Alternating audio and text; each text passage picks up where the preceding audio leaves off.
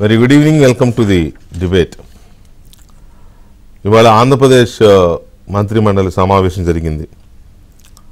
ఈ సమావేశంలో కొన్ని నిర్ణయాలు తీసుకున్నారు, కొన్ని పాత వాటిని త్వరగా కంప్లీట్ చేయాలనుకున్నారు. తర్వాత పెన్షన్లకు సంబంధించి ఇంకొక 250 రూపాయలు యాడ్ చేసి వచ్చే జనవరి నుంచి 3000 ప్రజలకు అందించాలనుకున్నారు. ఇటువంటి కొన్ని డెసిషన్స్ ఉన్నాయి. అయితే దీంట్లో ఒక కీలకమైన పరిణామం ఏంటంటే జగన్మోహన్ రెడ్డి గారు ఎన్నికల గురించి తన మంత్రివర్గాన్ని ఒక రకంగా హెచ్చరిక చేశారని అనుకోవచ్చు. ఏంటంటే పోయినసారి కంటే ఈసారి ఒక 20 రోజుల ముందే వచ్చే అవకాశం ఉంది నోటిఫికేషన్. అంటే ఫిబ్రవరి మధ్యలోనే అందరూ ఊహిస్తున్నారు, కానీ ఫిబ్రవరి ఫస్ట్ సెకండ్ వీక్లోనే నోటిఫికేషన్ వచ్చే అవకాశం ఉంది అని చెప్పే రకంగా ప్రచారం జరుగుతుంది. దానికి తగ్గట్టుగానే జగన్మోహన్ రెడ్డి గారు కూడా ఒక 20 రోజులు ముందుగానే ఎన్నికల నోటిఫికేషన్ వచ్చేస్తుంది. కాబట్టి ఇప్పటి వరకు మీరు కష్టపడింది ఒక ఎత్తు, ఇక నుంచి ఈ 2 నెలల పాటు కష్టపడాల్సింది మరొక ఎత్తు. చాలా కష్టపడాలి, బాగా పనిచేయాలి, జనంలోకి వెళ్ళాలి, ఇల్లు తిరగాలి, ఇలాంటి దిశానిర్దేశం ఏదో చేశారు. నిజానికి ఏ కష్టపడకుండానే ప్రజలు గెలిపించేస్తారనేమో ఒకవైపు మాట్లాడుతున్నారు బహిరంగ సభల్లో. వాళ్ళు ఏడుస్తున్నారు, వీళ్ళు ఏడుస్తున్నారు, ప్రజలు మాత్రం నాతోనే ఉన్నారని చెప్పి అంటున్నారు. ఇంకొక వైపు ఏమో దాదాపు 70 మందినో 80 మందినో పీక్ అవతల పడేస్తాం, వాళ్ళని చూసి జనం ఓట్లేరు, నన్ను చూసేస్తారని చెప్పి ఆయనే చెప్తున్నారు. మళ్ళీ మంత్రులను కష్టపడమని ఎందుకు అంటున్నారు అనేది చాలా ఆసక్తికరమైన చర్చ.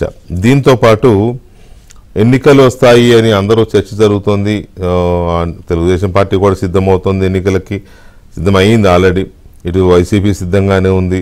సో ఈ పరిస్థితుల్లో ఎన్నికలకు సంబంధించి వైసీపీలో కలవరం ఎలా ఉంది, జగన్మోహన్ రెడ్డి గారు ఎందుకు కలవరపడుతున్నారు, పైగా ఆయన సర్వేలు చేయించుకుంటున్నారు ఎప్పటికప్పుడు ఐప్యాక్ టీంతో కానీ లేకపోతే ఇంకా ఇంటర్నల్ టీమ్స్తో కానీ వీళ్ళతో సర్వేలు చేయించుకుంటున్నారు. ఆ సర్వేలు ఏం చెప్తున్నాయి? ఆ సర్వేలతో పాటు వైసీపీ ఎంపీ రఘురామకృష్ణరాజు ఫ్రీక్వెంట్గా సర్వేలు చేపిస్తున్నారు. ఎప్పటికప్పుడు మంత్లీ సర్వేలు చేపిస్తున్నారు. ఎలా ఉంది పొజిషన్, పెరుగుతోందా తగ్గుతోందా, ప్రభుత్వం మీద వ్యతిరేకత పెరుగుతోందా తగ్గుతోందా, ఏ సెక్షన్స్లో ప్రభుత్వానికి అనుకూలత ఉంది, వ్యతిరేకత ఉంది, ఏ వర్గాలు అనుకూలంగా ఉన్నాయి, వ్యతిరేకంగా ఉన్నాయి. సో ఓవరాల్గా పొజిషన్ ఏంటని మళ్ళీ ఆయన లేటెస్ట్గా ఇంకొక సర్వే. అయితే ఆయన ఎప్పుడు సర్వేలు రిలీజ్ చేయరు, కానీ సందర్భానుసారంగా దాని సారాంశాన్ని మాత్రమే చెప్తారు, అఫీషియల్గా అనౌన్స్ చేయరు. ఇప్పుడు కూడా ఆయన లేటెస్ట్గా చేయించిన సర్వే ఏం చెప్తోంది? ఒకవైపు జగన్మోహన్ రెడ్డిలో కలవరం, ఇటువైపు ఏమో రఘురామరాజు గారి సర్వే ఏం చెప్తోంది, ఎలా ఉంది అనేది కూడా మనం చర్చిద్దాం. ఒకసారి మనతో లైవ్లో ఉన్నారు వైసీపీ ఎంపీ రఘురామకృష్ణరాజు గారు, వారితో మాట్లాడదాం. రఘురామరాజు గారు నమస్కారం. నమస్తే, గుడ్ ఈవినింగ్ వికే గారు. సార్ నమస్కారం. సార్ రాజు గారు, ఈ నిజంగానే ఎన్నికలు ఎవరో ఒక ఆయన అయితే స్పష్టంగా చెప్పేశాడు, ఫిబ్రవరి 2వ తేదీన షెడ్యూల్ వస్తుంది, మార్చి సెకండ్ వీక్లో ఎన్నికలు ఉంటాయని చెప్పి. అంత స్పీడ్గా ఉందా సెంట్రల్ కూడా? ఏమో నాకున్న సమాచారం డిఫరెంట్గా ఉంది వెంకటకృష్ణ గారు. ఇప్పుడు నిన్న స్కూల్ ఎడ్యుకేషన్ అందరికీ కూడా మార్చ్ నెలలోనే ఎగ్జామ్స్ అన్నీ కంప్లీట్ చేసుకోమని చెప్పారు, సిబిఎస్ఈ వాళ్ళు అందరికీ కూడా.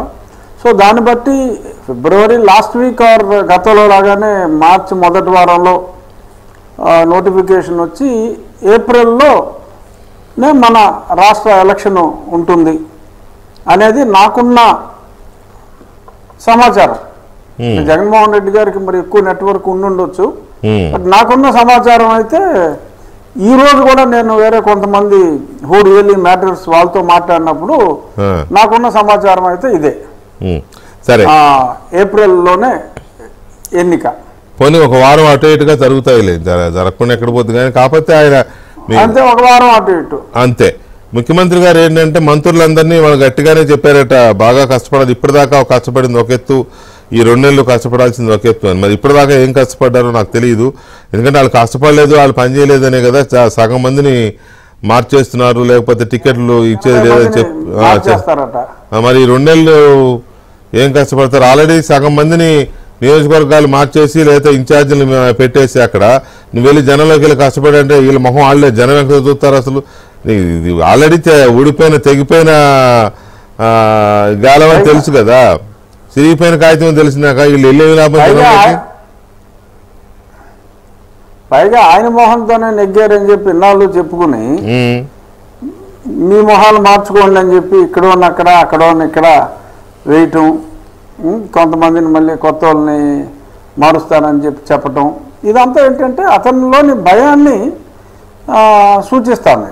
డెఫినెట్గా జగన్మోహన్ రెడ్డి గారు కూడా సర్వేలు చేసుకుంటారండి. ఆయనకి తెలుసు ఆయన ఓడిపోతున్నాడని. అందుకనే ఈ మార్పులన్నీ కూడా అందుకనే ఈ విపరీతమైన మార్పులన్నీ ఆయన చేపడుతున్నాడు. ఎన్ని మార్పులు చేసినా సరే ప్రజల్లో కూడా మార్పు చేయాలనే ఆకాంక్ష బలంగా వచ్చింది. వాళ్ళకి ఓర్పు కూడా నశించింది. డెఫినెట్గా మార్పు వచ్చి ఓర్పు నశించిన వాళ్ళు ఇచ్చే తీర్పు విస్పష్టంగా ఉండబోతుంది ఈసారి. అట్లాగే జగన్మోహన్ రెడ్డి గారి సర్వేలు నెగిటివ్గా వస్తున్నాయి అని ఆయన భయం పట్టుకుంది అంటున్నారు కదా, మీరు కూడా సర్వే చేశారని తెలిసింది నాకు. ఎలా ఉంది సర్వే? ఎంతకాలం ఏం చేయించిందండి? అవునండి, లేటెస్టా ఓల్డా? ఇది ఇమ్మీడియట్గా పోస్ట్ తెలంగాణ ఎలక్షన్ అంటే మొన్న తెలంగాణ ఎలక్షన్ అయిన వెంటనే లేటెస్ట్ మావన్నీ ఏంటంటే ఫ్లాష్ సర్వేలు అక్కడక్కడ చేయటం, కొన్ని టెలిఫోన్ల ద్వారా చేయటం. సో ఇదేంటంటే 1-2% ఎర్రర్ ఉంటుందండి మేము చేసే దాంట్లో. కాకపోతే ఏంటంటే ఇది very fast and cost effective. దీన్ని బట్టి మళ్ళీ డీటెయిల్ సర్వే చేయటం జరుగుతుంది. అది ఒక నెల రోజుల తర్వాత చేయాలని. ఈ ఫ్లాష్ సర్వేలో మనకు 1 or 2% వేరియేషన్తో మోర్ ఆర్ లెస్ మనకి మూడ్ ఆఫ్ ద పీపుల్ అర్థమైపోతుందండి. ఇదేదో వేరే టైమ్స్ నవ్వు ఆడిలాగా రాష్ట్రం మొత్తం మీద 5,000-10,000 మందితో మాట్లాడి చేయటం అలాంటి బోగస్ కాదు ఇది. This will be very close to reality. So అటువంటి దాంట్లో చాలా ఆశ్చర్యకరంగా మరి గతంలో మరి భయపడే వాళ్ళ మరి గతంలో సర్వేలకి చాలా భిన్నంగా ఈసారి పోస్ట్ తెలంగాణ డెబకిల్ ఆఫ్ టీఆర్ఎస్ మరి వారికి ఇండైరెక్ట్గా సహాయపడిన మా పార్టీ వాళ్ళు నీటి యుద్ధాలు అవినీతి యుద్ధాలు చేసి మరి ఆ తర్వాత మరి ఉన్నట్టు మనసులో మాట ధైర్యంగా చెప్పారా లేకపోతే మనుషుల్లోనే మరి హఠాత్తుగా మార్పు వచ్చిందా అన్నది ఆశ్చర్యకరంగా గతంలో స్మాల్ పర్సంటేజ్ డిఫరెన్స్ ఉన్నది ఇప్పుడు on an average state average including Rayalaseema close to 8% ఉందండి. చాలా గ్యాప్ ఉంది. అది రాయలసీమ చాలా గ్యాప్ ఉంది. రాయలసీమ వలన కొంచెం తగ్గింది కానీ మీకు శ్రీకాకుళం నుంచి గతంలో కృష్ణా గుంటూరు కొంచెం తేడా జిల్లాలు అయ్యి మరి ఇప్పుడు కృష్ణా గుంటూరు కూడా తెలుగుదేశం జనసేన నేను చేసింది పొత్తు ఉంటుందన్న ఉద్దేశంలోనే చేశా. Telugu Desam Janasena as a single పార్టీయే చేయడం జరిగింది. కృష్ణా గుంటూరులో కూడా గతంలో ఉన్న స్మాల్ డిఫరెన్సు కన్సిడరబుల్ డిఫరెన్స్గా ఉంది. ఆల్మోస్ట్ 10% కృష్ణా గుంటూరులో ఉండటం నేను ఎక్స్పెక్ట్ చేయలే. కృష్ణా గుంటూరులో కూడా మరి జనాల్లో మరి పూర్తిగా ఇతను 500 కోట్లతో బిల్డింగ్ కట్టుకుని మకం ఎత్తేస్తాడని చెప్పి తెలిసిన తర్వాత మరింత కోపం వచ్చిందా? మరి ఆ వైజాగ్ వాళ్ళకి మా వాళ్ళు అక్కడికి వస్తున్నందుకు వాళ్ళకి కోపం, పోతున్నందుకు వీళ్ళకి కోపం.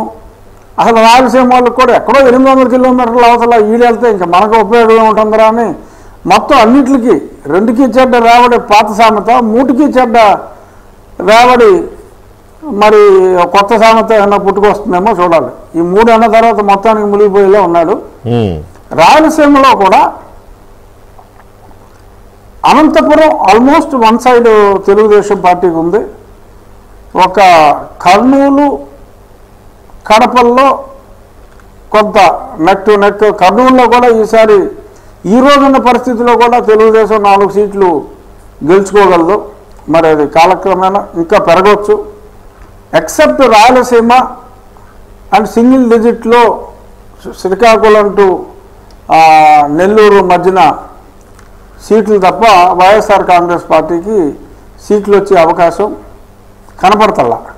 అంటే కొంత ఏదైనా టైట్గా అనిపించినా ఒకటి అలా కాన్స్టిట్యున్సీలు దవే ఆ డిక్లైన్ ఆ ఫాల్ రేషియో చూస్తే మరి చాలా ఎక్కువగా ఉంది. మీరు ఇప్పుడు గతంలో మనం తెలంగాణలో కూడా ఈవెన్ సర్వేలో కానీ లేదు సట్టా మార్కెట్ బేసికల్గా ఈ సర్వేల మీదే జనం మూడు మీదే ఆధారపడి ఉంటుంది. అవును, 2 నెలల ముందు ఎన్నికలు ఒక నెల రోజుల ముందే కాంగ్రెస్ పార్టీ కూడా టు బి వెరీ ఫ్రాంక్ 48 నుంచి 50 సీట్ల మధ్యనే ఉంది. బట్ ఆ fall percentage of ruling party వీళ్ళ గ్రోత్ రేటు చూసుకుంటే ఆ రాబోయే నెల రోజుల్లో ఉన్న మార్పుని అసెస్ చేసుకున్నప్పుడు ఆ ఎక్స్ట్రాపోలేషన్లో they expected they are going to form the government అనుకున్నట్టుగానే జరిగింది. ఇప్పుడు కూడా జగన్మోహన్ రెడ్డి డౌన్ఫాల్ తెలుగుదేశం పార్టీ పుంజుకుంటున్న తీరు చూసినప్పుడు విండ్ ఫాల్ విక్టరీ గతంలో ఎలా అయితే వైఎస్ఆర్ కాంగ్రెస్ పార్టీ నెగ్గిందో ఆ రకంగానే ఏదైతే మీరు హ్యాపీనెస్ ఇండెక్స్ అని ఒకటి మనం గతంలో తెలుగుదేశం ప్రభుత్వంలో ఉన్నప్పుడు దాని మీద బేస్ అయ్యారు. హ్యాపీనెస్ ఇండెక్స్ 80 ఉంది, హ్యాపీనెస్ ఇండెక్స్ 85 ఉందంటే అదంతా ఓట్లు అనుకున్నారు. బట్ అదంతా అధికారులు ఆడిన డ్రామా అని చెప్పి ఆ తర్వాత అర్థమైంది. అలాంటి హ్యాపీనెస్ ఇండెక్స్కి వేరే పర్యాయ పదాలు వాడుకుని ఓ జగనన్న అది జగనన్న ఇది అని చెప్పి వీళ్ళు కొట్టించుకున్న బాకాలు నిజమని వాళ్ళు నమ్మి సర్వనాశనం దిశగా వాళ్ళు ప్రయాణం చేస్తున్నారంటంలో ఎటువంటి సందేహం లేదు. తెలుగుదేశం జనసేన కూటమి it is going to have a land slide victory, అందులో ఎటువంటి అనుమానం లేదు. ఇందులో ఆ గెలుపులో జగన్మోహన్ రెడ్డి గారి పాత్ర కూడా చాలా ఉంది. ఆయన భస్మాసురుడి పాత్ర పోషిస్తున్నారు కాబట్టి ఇంత మంచి విజయం చేకూరుతుంది. ఈ విజయంలో ఈ రాబోయే విజయంలో చంద్రబాబు నాయుడు గారికి పవన్ కళ్యాణ్ గారికి ఉన్న పాత్రతో తగ్గిదేలే అంటూ తన పాత్ర కూడా జగన్మోహన్ రెడ్డి గారు పోషిస్తున్నారంటంలో ఎటువంటి సందేహం లేదు. ఇప్పుడు మీరు చెప్పే మీ ఫ్లాష్ ఒపీనియన్ పోల్ ప్రకారం శ్రీకాకుళం నుంచి నెల్లూరు వరకు వైసీపీకి సింగిల్ డిజిటే వస్తుందా? Single digit. అరకులో మరి మేబీ బికాస్ ఆఫ్ కన్వర్షన్స్ కావచ్చు, ఏదైనా కావచ్చు, మరి అరకులో కొన్ని స్థానాలు, అరకు పార్లమెంట్లో కొన్ని స్థానాలు వచ్చే అవకాశాలు కనపడుతున్నాయి. అలాగే ఎక్కడైనా క్యాండిడేట్ మరీ బలవంతుడు అయితే ఆ క్యాండిడేట్ వైజ్ కొన్ని సీట్లు అక్కడక్కడ ఒకవేళ వీళ్ళ క్యాండిడేట్ ఈ కూటమి క్యాండిడేట్ ఎవరన్నా బాగా వీక్ క్యాండిడేట్ అయ్యి మరి వాళ్ళ క్యాండిడేట్ వ్యక్తిత్వం ఎవరన్నా ఉన్నత వ్యక్తిత్వం గల వాళ్ళు ఉండి వాళ్ళ సొంత ఇన్ఫ్లుయెన్స్తో బయటపడే వాళ్ళు కొంతమంది ఉండొచ్చు. ఏదేమైనా డెఫినెట్గా మనం హయ్యర్ సింగిల్ డిజిట్ని మించి దాటే అవకాశం అయితే లేదు. కడపకు సంబంధించి ఏం చెప్తుంది? సత్యబాబు గారు ఉన్నారనుకో, అంటే కడపలో కూడా 4 స్థానాలు అయితే అనుమానం లేదండి ఈ తెలుగుదేశానికి. ఎందుకంటే కడపలో ఓకే డెఫినెట్గా జనసేన రాయలసీమ జిల్లాల్లో ఎక్సెప్ట్ తిరుపతి కొన్ని స్థానాలు తప్ప అనుకున్నంత బలంగా లేదు కాబట్టి ఎక్కువ తెలుగుదేశం 4 అంటే కర్నూలు బాగా పెరగాలి కదా, కర్నూలు చిత్తూరు బాగా పెరగాలి కదా. అంటే అదే చిత్తూరు కూడా అంటే ఈ పొంగనూరు ఇప్పుడు పార్టీ ఎలా ఉన్నా ఇప్పుడు సత్యబాబు ఆయన గ్యారంటీగా నెగ్గి క్యాండిడేట్ అండి. అక్కడ పెద్దిరెడ్డి గారు ఆయన గ్యారంటీగా నెగ్గుతాడు. ఆర్థిక బలం కావచ్చు, అంగబలం కావచ్చు, ఆయనకున్న బలాలు ఆయనకున్నాయి.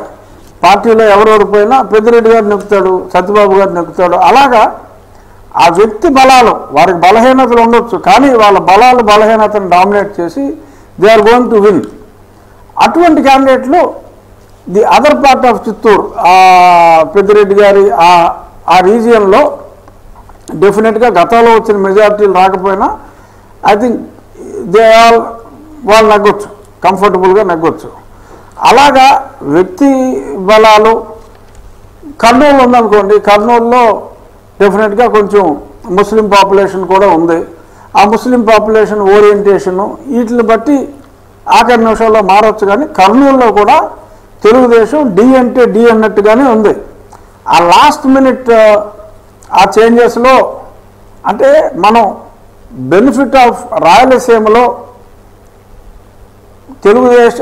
మన జగన్మోహన్ రెడ్డికి కొంత ఆధిక్యత 50% సీట్లు ఇచ్చినా కూడా 35 స్థానాలు మించి వైఎస్ఆర్ కాంగ్రెస్ పార్టీకి దక్కే అవకాశం లేదండి.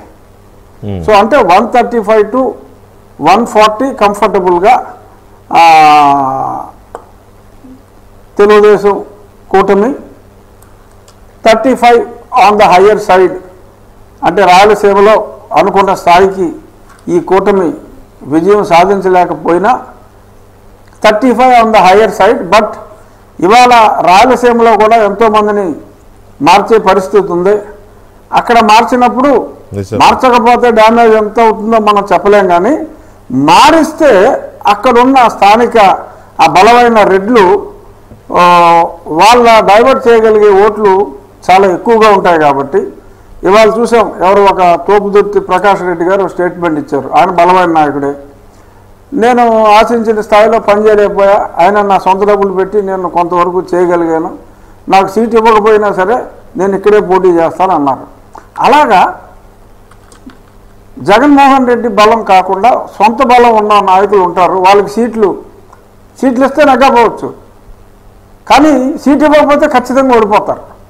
సో ఇలాంటి స్థానాలు కూడా డెఫినెట్గా అక్కడ ఉండి, ఈ తర్వాత మరి సునీత పిటిషన్ రేపు జనవరి 17వ తారీఖు ఉంది, మరి బెయిల్ రద్దు చేయాలన్నారు. ఏమో ఒకవేళ బెయిల్ రద్దు కానవచ్చు, ఎందుకంటే మిగిలిన వాళ్ళు అందరూ సిమిలర్ కండిషన్స్లో ఉన్న వాళ్ళు ఎక్యూజ్డ్ జైల్లో ఉన్నారు. కాబట్టి ఒకవేళ బెయిల్ రద్దు అయితే మరి దాని ఇంపాక్ట్ కడప మీద కూడా చాలా తీవ్రంగా దాని ఇంపాక్ట్ ఉండొచ్చు. సో ఇటువంటివన్నీ మనం చివరిలో తేలుతుంది. ఏది ఏదైనా ఈరోజు ఉన్న పరిస్థితి ఇలాగే ఉంటే ఒక 135 స్థానాలు 10లు, కానీ చాలా శ్రమ. ఎందుకంటే అవతల వ్యక్తి ధనబలంతో ఉన్నాడు, కానీ ధనబలం పెద్దగా పనిచేయదు అన్నదే మొన్న మనకు 2 ఎగ్జాంపుల్స్ చెప్పుకోవాలి వెంకటకృష్ణ గారు. ఖమ్మం ఎలక్షన్ ఒకటి, ఇక కామారెడ్డి ఎలక్షన్ ఒకటి.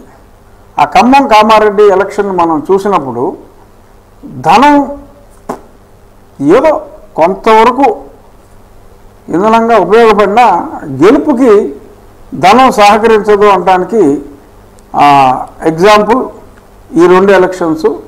మరి గతంలో జరిగిన హుజూరాబాద్ ఎలక్షను, ఈ ఎగ్జాంపుల్స్ మనం తీసుకుంటే money will play very limited role. ఆ మనీ మీదే ఆధారపడ్డారు నా ప్రస్తుత పార్టీ వాళ్ళు, దొంగ ఓట్ల మీద ఆధారపడ్డారు. ప్రతిపక్షాలు కూడా మేల్కొన్నాయి కాబట్టి డెఫినెట్గా దొంగ ఓట్ల పర్సంటేజ్ని గణనీయంగా తగ్గించగలుగుతారు. సో కాబట్టి అప్రమత్తతగా ఉండాలి. ఎందుకంటే ఓడిపోతానన్న భయంలో శత్రువు ఉన్నాడు, నెగ్గేమో అన్న ధీమా వీళ్ళకి తెలుగుదేశం జనసేన కూటమికి ఉండకూడదు. నెగ్గేదాకా పోరాడుతూనే ఉండాలి. ఆ స్పిరిట్తో వెళ్ళినప్పుడు డెఫినెట్గా అనుకున్న రిజల్ట్ కన్నా బెటర్ రిజల్టే తప్పకుండా వస్తుంది వెంకటకృష్ణ గారు. ఇలా 2 విషయాలు, ఒకటేమో అనంతపురం ఆల్మోస్ట్ స్వీప్ అని చెప్తున్నారు, డిఫరెంట్ ఒపీనియన్ పోల్స్. అనంతపురం జిల్లా ఆల్మోస్ట్ స్వీప్, ఏదైనా 1-2 వస్తాయేమో వైసీపీకి అని చెప్తున్నారు. మీరు అన్నట్టు కర్నూలు 50-50, చిత్తూరు కొంత టీడీపీ వైసీపీ చేసిన టీడీపీ ఎక్కువ వస్తాయి, 1-2 ఎక్కువ వస్తాయి, టీడీపీకి ఎక్కువ వస్తాయి చిత్తూరు అని చెప్తున్నారు. కడపలో వివేకానంద రెడ్డి గారి హత్య కేసు హత్య ప్రభావం లేదా? హత్య ప్రభావం ఉండబట్టే డెఫినెట్గా కడపలో కూడా 4 స్థానాలు ఖచ్చితంగా వస్తాయని మనం చెప్పుకుంటున్నామండి. కానీ ఆ హత్య ప్రభావంకి ఇందాక మనం అనుకున్న ఒకవేళ ఆ బెయిల్ రద్దు అయితే దాని ఇంపాక్ట్ చాలా ఎక్కువగా ఉంటుంది, ఇప్పుడు ఉన్నదానికన్నా ఎక్కువగా ఉంటుంది. ఆల్మోస్ట్ పులివెందుల్లో కూడా దాని ఇంపాక్ట్ ప్రభావం ఉంటుంది.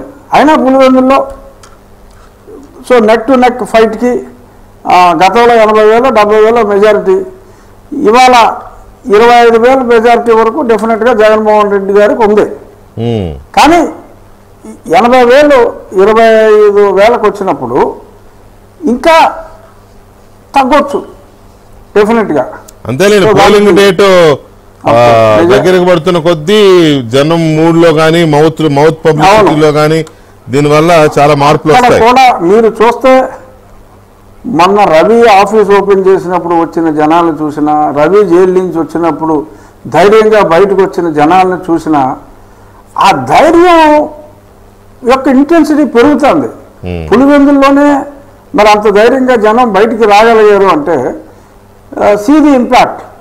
సో జనాలు చైతన్యవంతులు అవుతున్నారు, ఇప్పుడిప్పుడే భయం గుప్పెట్ల నుంచి బయటపడుతున్నారు. So they are opening out. ఒకసారి ఆ ఓపెనింగ్ అవుట్ అవ్వటం మొదలైన తర్వాత దాన్ని వీళ్ళు పోలీసులు పెట్టినా ఇంకొకరిని పెట్టినా ఆపలేరు. పోలీసులు కూడా పరిస్థితి అర్థమవుతుంది కాబట్టి వాళ్ళల్లో కూడా డెఫినెట్గా మార్పు వస్తుంది.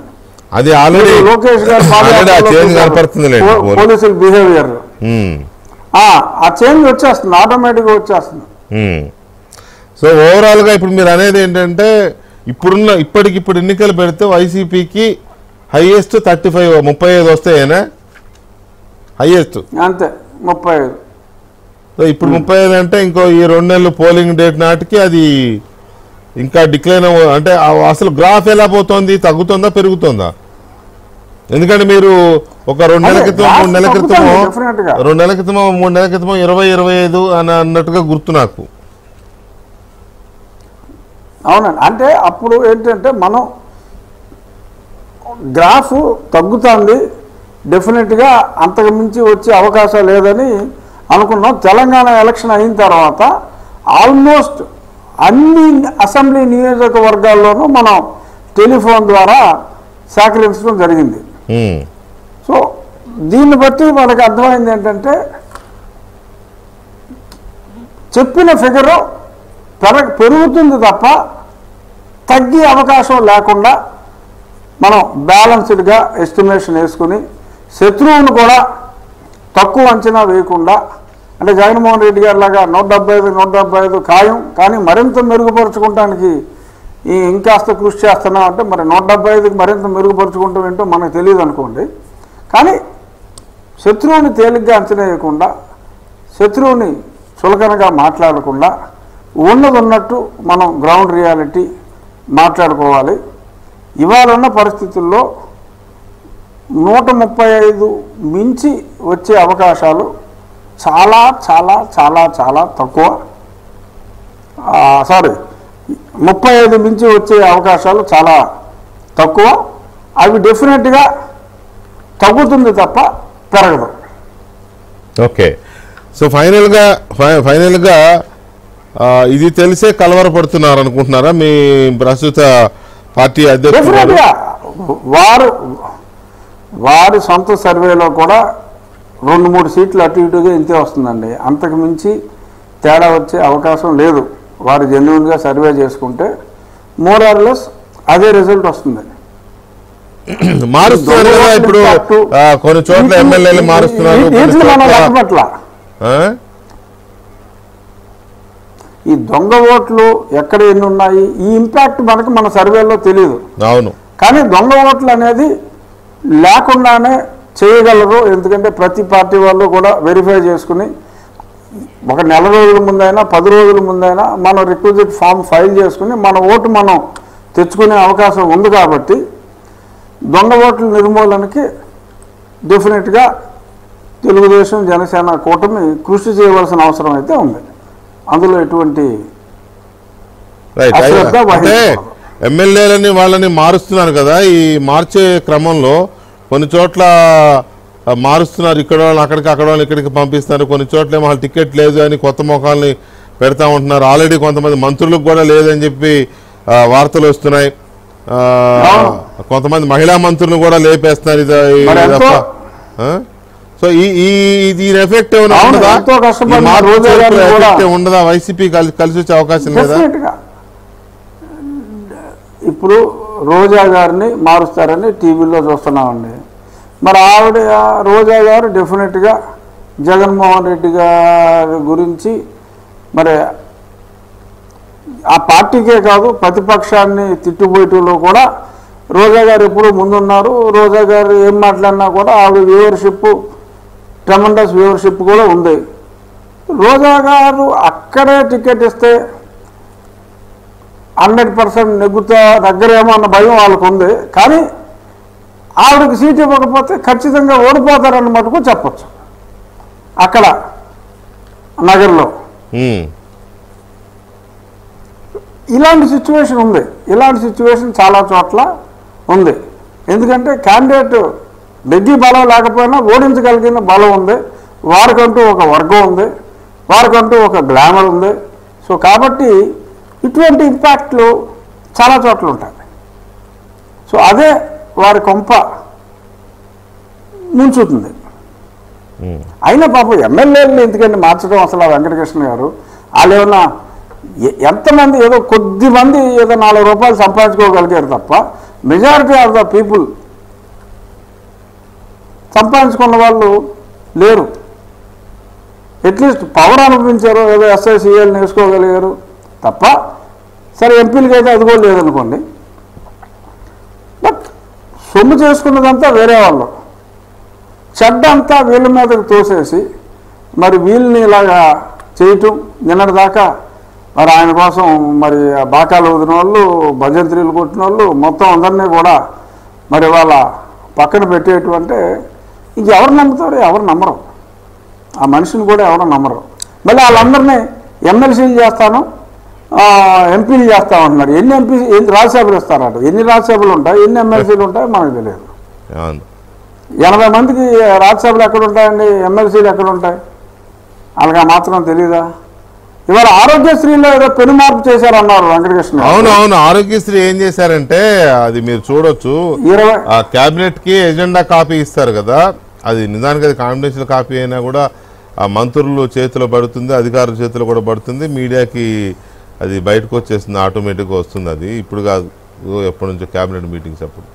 అయితే క్యాబినెట్ మీటింగ్ దాంట్లో ఏంటంటే జగనన్న అది ఆరోగ్యశ్రీ, ఇప్పుడు వైఎస్ఆర్ ఆరోగ్యశ్రీ, జగనన్న ఆరోగ్య సురక్ష అనే ఇది ఉంది కదా, దీనికి ఏం చేశారంటే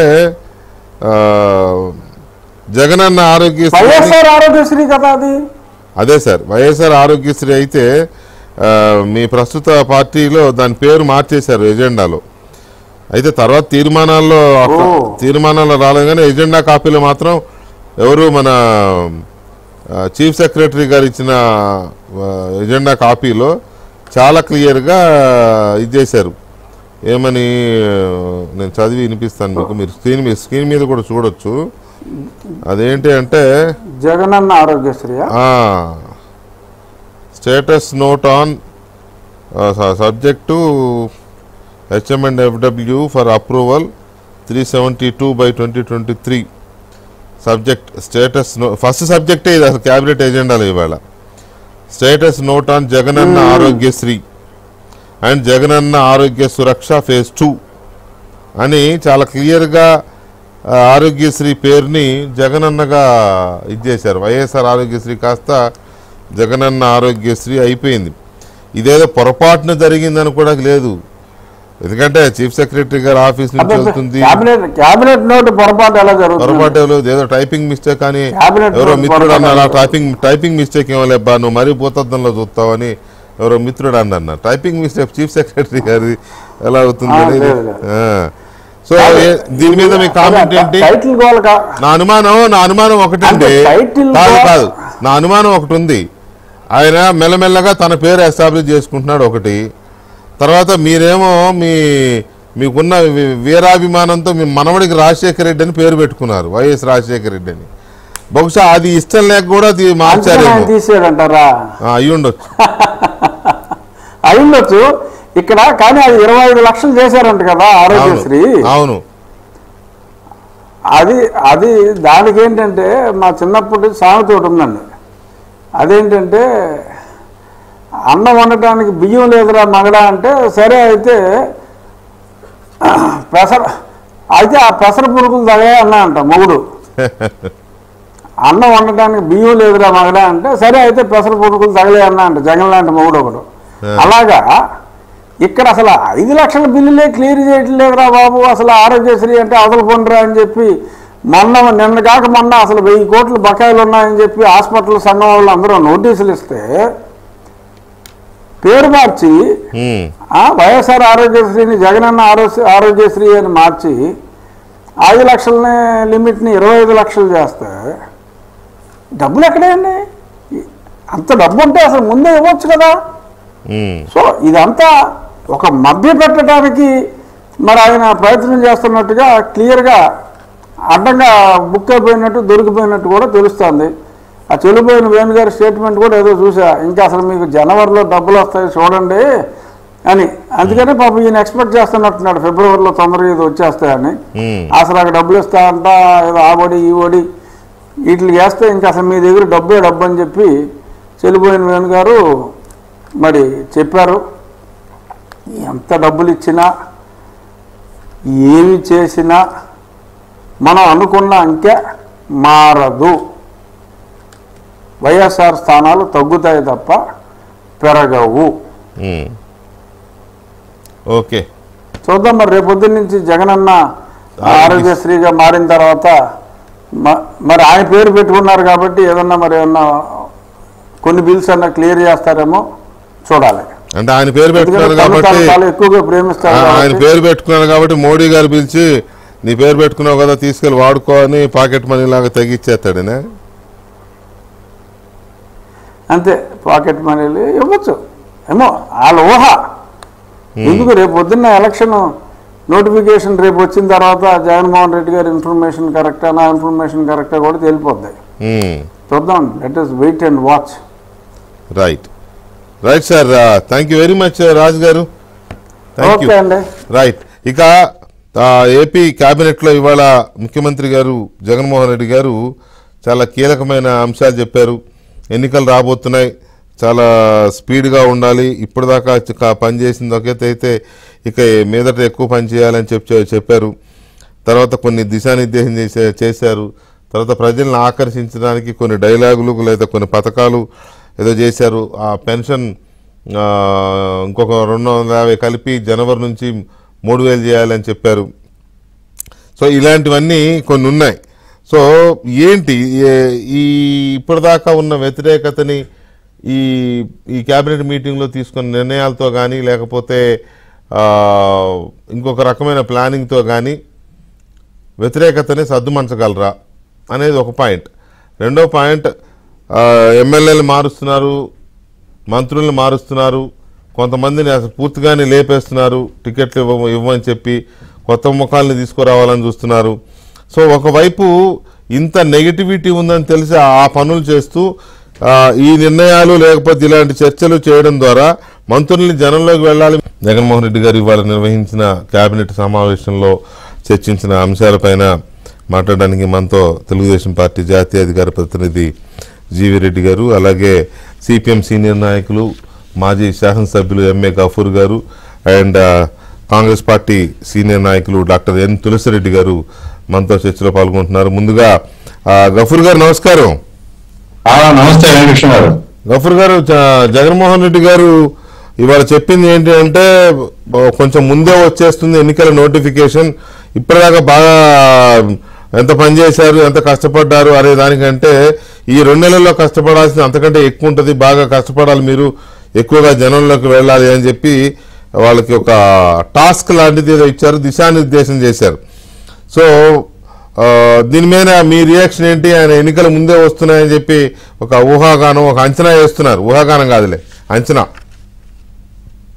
వెంకటకృష్ణ గారు, మీకు తులసిరెడ్డి గారికి అట్లాగే జీవిరెడ్డి గారికి నమస్కారం అండి. సార్ మన జగన్మోహన్ రెడ్డి గారు అర్లీగా వస్తాయి ఎలక్షన్స్ అనేది సెకండ్ టైం అండి. ఇంతకుముందు ఢిల్లీకి పోయి వచ్చిన తర్వాత కూడా చెప్పాడు ఆయన డేట్ కూడా చెప్పారు, ఫిబ్రవరి 13 అనేది కూడా చెప్పాడు. ఫిబ్రవరి 13 నోటిఫికేషన్, మార్చ్ లో ఎలక్షన్లని. ఇప్పుడు రిపీట్ చేస్తున్నాం. బహుశా ఏమైనా సంకేతాలు మరి బీజేపీ వాళ్ళు ఇచ్చారా ఏమిటి మనకు తెలియదు. లేదా ఎందుకంటే పరిగెత్తించాలి కదా, ఇన్నాళ్ళు బాగా నిద్రపోయి ఉన్నారు, ఆ తర్వాత ప్రజల్ని పీల్చి బాగా బలిసి ఉన్నారు, అందుకోసం కొంచెం పరిగెత్తిస్తే యాక్టివ్ అవుతారు, స్లిమ్ గా అవుతారు అనేటువంటి దాంతో పరిగెత్తించాలని ఏమని చెప్తున్నారో మనకు తెలియదు. బట్ దే ఆర్ ప్రిపేరింగ్ అండి, దే ఆర్ ప్రిపేరింగ్. ఎందుకంటే గడప గడప ఒకటే కాదు, కేంద్ర రాష్ట్రంలో చేయాల్సినటువంటివి సర్దుబాట్లు గిర్దుబాట్లు అవి కూడా చేసుకుంటున్నారు. ఆ రకంగా ఏంటంటే ఎలక్షన్స్ కు ప్రిపేర్ అవుతున్నారు.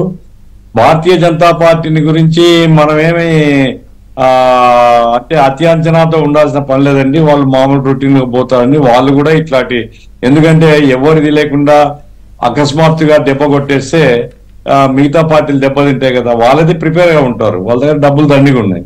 కాబట్టి భారతీయ జనతా పార్టీ కూడా ఇట్లాంటి జిమ్మిక్ ఏదైనా చేయొచ్చు అనేటువంటి నాకు అనిపిస్తుంది. అందుకోసం ఈయన చెప్పే దాంట్లో కూడా వాళ్ళిద్దరి సంభాషణల్లో మరి ఏమైనా వచ్చిందా అనేది మనం పరిశీలించాలి. రైట్. తులసిరెడ్డి గారు, మీరు ఎప్పుడు ఎక్స్పెక్ట్ చేస్తున్నారు ఎలక్షన్స్? ఇప్పుడు దాకా 4.5 సంవత్సరాల పైన అయిపోయింది జగన్మోహన్ రెడ్డి గారు అధికారంలోకి వచ్చి. ఇన్నాళ్ళు కష్టపడింది ఒక ఎత్తు, ఇప్పుడు కష్టపడాల్సింది ఒక ఎత్తు అంటే ఇన్నాళ్ళు ఏం చేశారో జనం చూడరా? ఈ 2 నెలల్లో చేసేదే పట్టించుకుంటారా జనం? సో దీని మీద మీ విశ్లేషణ ఏంటి తులసిరెడ్డి గారు? ఫస్ట్ ఆఫ్ ఆల్ నేను అనుకోవడము, ఒక 1-2 నెలలు ముందు వెనకలు అనేది పెద్ద, ఆల్రెడీ ఎన్నికల మూడు వచ్చేసింది దేశవ్యాప్తంగా రాష్ట్రంలో ఎన్నికల మూడు వచ్చింది. కాబట్టి ఇంకా రేపు వచ్చినా మన్నాడు వచ్చినా వారంలో వచ్చినా పెద్ద నెలలు వచ్చినా ఆల్రెడీ ప్రిపేర్ పార్టీలు కానీ నాయకులు కానీ ప్రజలు కానీ మూడు వచ్చేసింది. కాబట్టి పెద్ద తేడా ఉండదు అనేది ఒకటి. రెండవది, ఖచ్చితంగా ఆంధ్రప్రదేశ్ లో జమిలీ ఎన్నికలు జరగాల. లోక్సభతో పాటు అసెంబ్లీ ఎన్నికలు ఉంటాయి కాబట్టి అసెంబ్లీ లోక్సభ సెపరేట్ గా ఉండవు. కాబట్టి లోక్సభ ఎన్నికల మీద ఆధారపడి ఉంటుంది.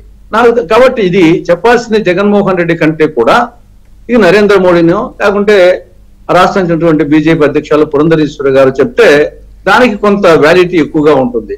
కాబట్టి ఇది నాకు తెలిసి ఇంతకుముందు గఫూర్ గారు చెప్పినట్లు న్యాచురల్ గా వచ్చేసి కొంత అందరినీ కొంత యాక్టివేట్ చేసేదానికి న్యాచురల్ గా వచ్చేసి ఆ వాడిండొచ్చు, త్వరగా రావచ్చు అందరు రెడీగా ఉండండి అని చెప్పేసి ఆ యాంగిల్లో వచ్చేసి ఒక యాదృచ్ఛికంగా ఒక మామూలుగా ప్రిపరేషన్ కోసము, ఇప్పుడు ఎగ్జామ్స్ ప్రిపరేషన్ కోసం ముందు చదవకుండా ఉన్నా కానీ లాస్ట్ మూమెంట్ లో కొంత బాగా చదవండి అని అంటారు కదా, ఆ యాంగిల్లో చెప్పుండొచ్చు తప్ప అది ఏదో పెద్ద ఇండికేషన్ ఆయనకు ఉంటుంది అనే యాంగిల్లో నేను ఆలోచించడం లేదు. కానీ ఏది చేసినా ఆయన ముందు వచ్చినా వెనకలు వచ్చినా ఆయన ఎన్ని నిర్ణయాలు ఇచ్చినా ఏం చేసుకున్నా అతని ఓటమి తప్పదని, అది ఆల్రెడీ ప్రజలు వచ్చేసి మార్పుకు సిద్ధమయ్యారు. సూర్యుడు తూర్పున ఉదయించేది ఎంతటి నగ్న సత్యమో రాబోయే సార్వత్రిక ఎన్నికల్లో వైకాపా పార్టీ ఓడిపోవడం అనేది అంతటి నగ్న సత్యం. కాబట్టి ఆ 151లో ఆ మధ్యలో 5 పోతుంది, అప్పుడు 11 అవుతాయి. లేకుంటే ఈ చివరిలో ఉండే 1 పోతుంది, 15 అవుతాయి. కాబట్టి ఆయనకు ఆ పార్టీకి వచ్చేది ఎన్నికల్లో 11 ఆ 15 ఆ సంఖ్యలో ఏదో ఒకటి వస్తుంది. కాబట్టి ఆయన ఎన్ని జిమ్మిక్లు చేసినా ఏం చేసినా ముందొచ్చిన ఎన్నికలు వచ్చినా పెద్ద తేడా ఉండదు. ప్రజలు మార్పును కోరుకుంటున్నారు, మార్పుకు సిద్ధపడినారు ప్రజలు అని నా అభిప్రాయం. మరి మీరు ఇప్పటిదాకా మాట్లాడిన రఘురామరాజు గారు ఇచ్చిన నంబర్ కూడా ఇవ్వట్లేదండి. ఆయన 35 ఇచ్చాడు, మీరు 11 నుంచి 15 అంటున్నారు. మీరు ఆయన కంటే కోపం ఉందా? ఆయన కంటే ఎక్కువ కోపం ఉన్నట్టుంది మీకు. ఆయన అనుభవం ప్రజల అభిప్రాయానికి వచ్చారు అంటే ఈయనకు పరిపాలన చేత కాదు, ఇతను unfit to be a ruler, unfit to become a chief minister అని చెప్పేసి అది ఫండమెంటల్ గా ఆయనకు అనేక దృష్టాంతాల కారణంగా అది ఫస్ట్ ప్రజల్లో పడిపోయింది. చేత కాదు ఇతనికి పరిపాలన అనేది. అది కరువు విషయంలో కానీ లేకుంటే తుఫాను విషయంలో కానీ ప్రకృతి విపరీతాలు ఏదొచ్చినా కానీ అది ప్రధానంగా ప్రజలు పడినది. రెండవది వచ్చేసి ఇతను నమ్మదగ్గ వ్యక్తి కాదు. ఇతను తండ్రికి న్యాయం, ఇతని దృష్టిలో తండ్రి లేదు, నాన్న లేదు, చిన్నాన్న లేదు, తల్లి లేదు, చెల్లి లేదు. కాబట్టి ఇతను నమ్మదగ్గ వ్యక్తి కాదు. వాళ్ళకే వచ్చేసి న్యాయం చేయలేనోడు ఇంకా ప్రజలకి ఏం న్యాయం చేస్తాడు అనేది ఒక చాప కింద నీళ్ళ ప్రజల్లో ఉంది. తర్వాత ఇతను మాట మీద నిలబడే వ్యక్తి కాదు. ఇతను మాట తప్పడము మడమ తిప్పడము ఇతను నైజం అనేది అనేక దృష్టాంతాల్లో అది ఒక ప్రజలకు వచ్చింది. 4వది ఇతను ఫ్యాక్షనిస్ట్. ఇతను వచ్చేసి ఒక రూలర్ వచ్చేసి ఫ్యాక్షనిస్ట్ గా ఉంటే చాలా ప్రమాదం. ఒక ఫ్యాక్షనిస్ట్ మనస్తత్వము అనేది ఇది ప్రజల్లో అంటే ఒక్కొక్కరి మీద అన్ని అంశాలు పనిచేస్తాయి, కొన్ని ఒక్కొక్క అంశం ఒక్కొక్కరి మీద పనిచేసే విధంగా ఇతను ఓవరాల్ గా పిచ్చం చేతులకి రాయిచ్చేట్లుంటుంది అనే విధంగా, రాయి బదులు AK-47 ఇచ్చేట్లుంటుంది అనే విధంగా ఇది ఒక ఆ అభిప్రాయం వచ్చేసి ప్రజల్లో ఉంది కాబట్టి అన్ని వర్గాల్లో అసంతృప్తి ఉంది, అన్ని ప్రాంతాల్లో అసంతృప్తి ఉంది. ఆల్రెడీ కొన్ని సూచికలు వచ్చేసి ఆల్రెడీ ఇప్పటికే వచ్చాయి. ఏది ఎమ్మెల్సీ ఎన్నికల్లో చూసాం, 3 ప్రాంతాల్లో పోయింది. తర్వాత సీఎం సభలు చూస్తున్నాం, వెలవెలాబోతున్నాయి. పులివెందుల నియోజకవర్గంలోనే అంత మెజారిటీ వచ్చిన నియోజకవర్గంలోనే ఆయన పరదాల చాటున 3000 మంది పోలీసుల మధ్య, బ్యారికేడ్ల మధ్య, ప్రజలు లేకుండా, కార్యకర్తలు లేకుండా ఆయన పర్యటన చేయాల్సిన పరిస్థితి ఉందంటే ఎంత హృదయ విదారకంగా ఉందో ఆ పార్టీ పరిస్థితి దాన్ని బట్టి తెలుస్తుంది. ఇంకా పార్టీ ఇచ్చిన, ప్రభుత్వం ఇచ్చిన ప్రతి ప్రోగ్రామ్ ఫెయిలే. ఇది సామాజిక బస్సు యాత్ర కానీ, గడప గడప కానీ ఏదన్నా ఇని రేపు వచ్చేసి ఇంకోటి ఇచ్చిన ఏ పథకం ఇచ్చేదల్లికల్లా ఇంకా అది వాళ్ళ పేజెస్ ఇంకా బాగా ఎక్స్పోజ్ అవుతున్నాయి. కాబట్టి ప్రజలు డిసైడ్ అయిపోయినారు. శిశుపాలునికి 100 తప్పుల వరకు కృష్ణ భగవానుడు చూశాడు. 100 తప్పులు అయిపోతానే సుదర్శన చక్రంతో శిరచ్ఛేదం చేశాడు. అదే విధంగా జగన్మోహన్ రెడ్డి 100 తప్పులకు పైగా చేశాడు. కాబట్టి రాబోయే ఎన్నికల్లో ఓటు అనే ఆయుధంతో ప్రజలు వచ్చేసి వైకాపా పార్టీని ఓడించక తప్పదు. రైట్.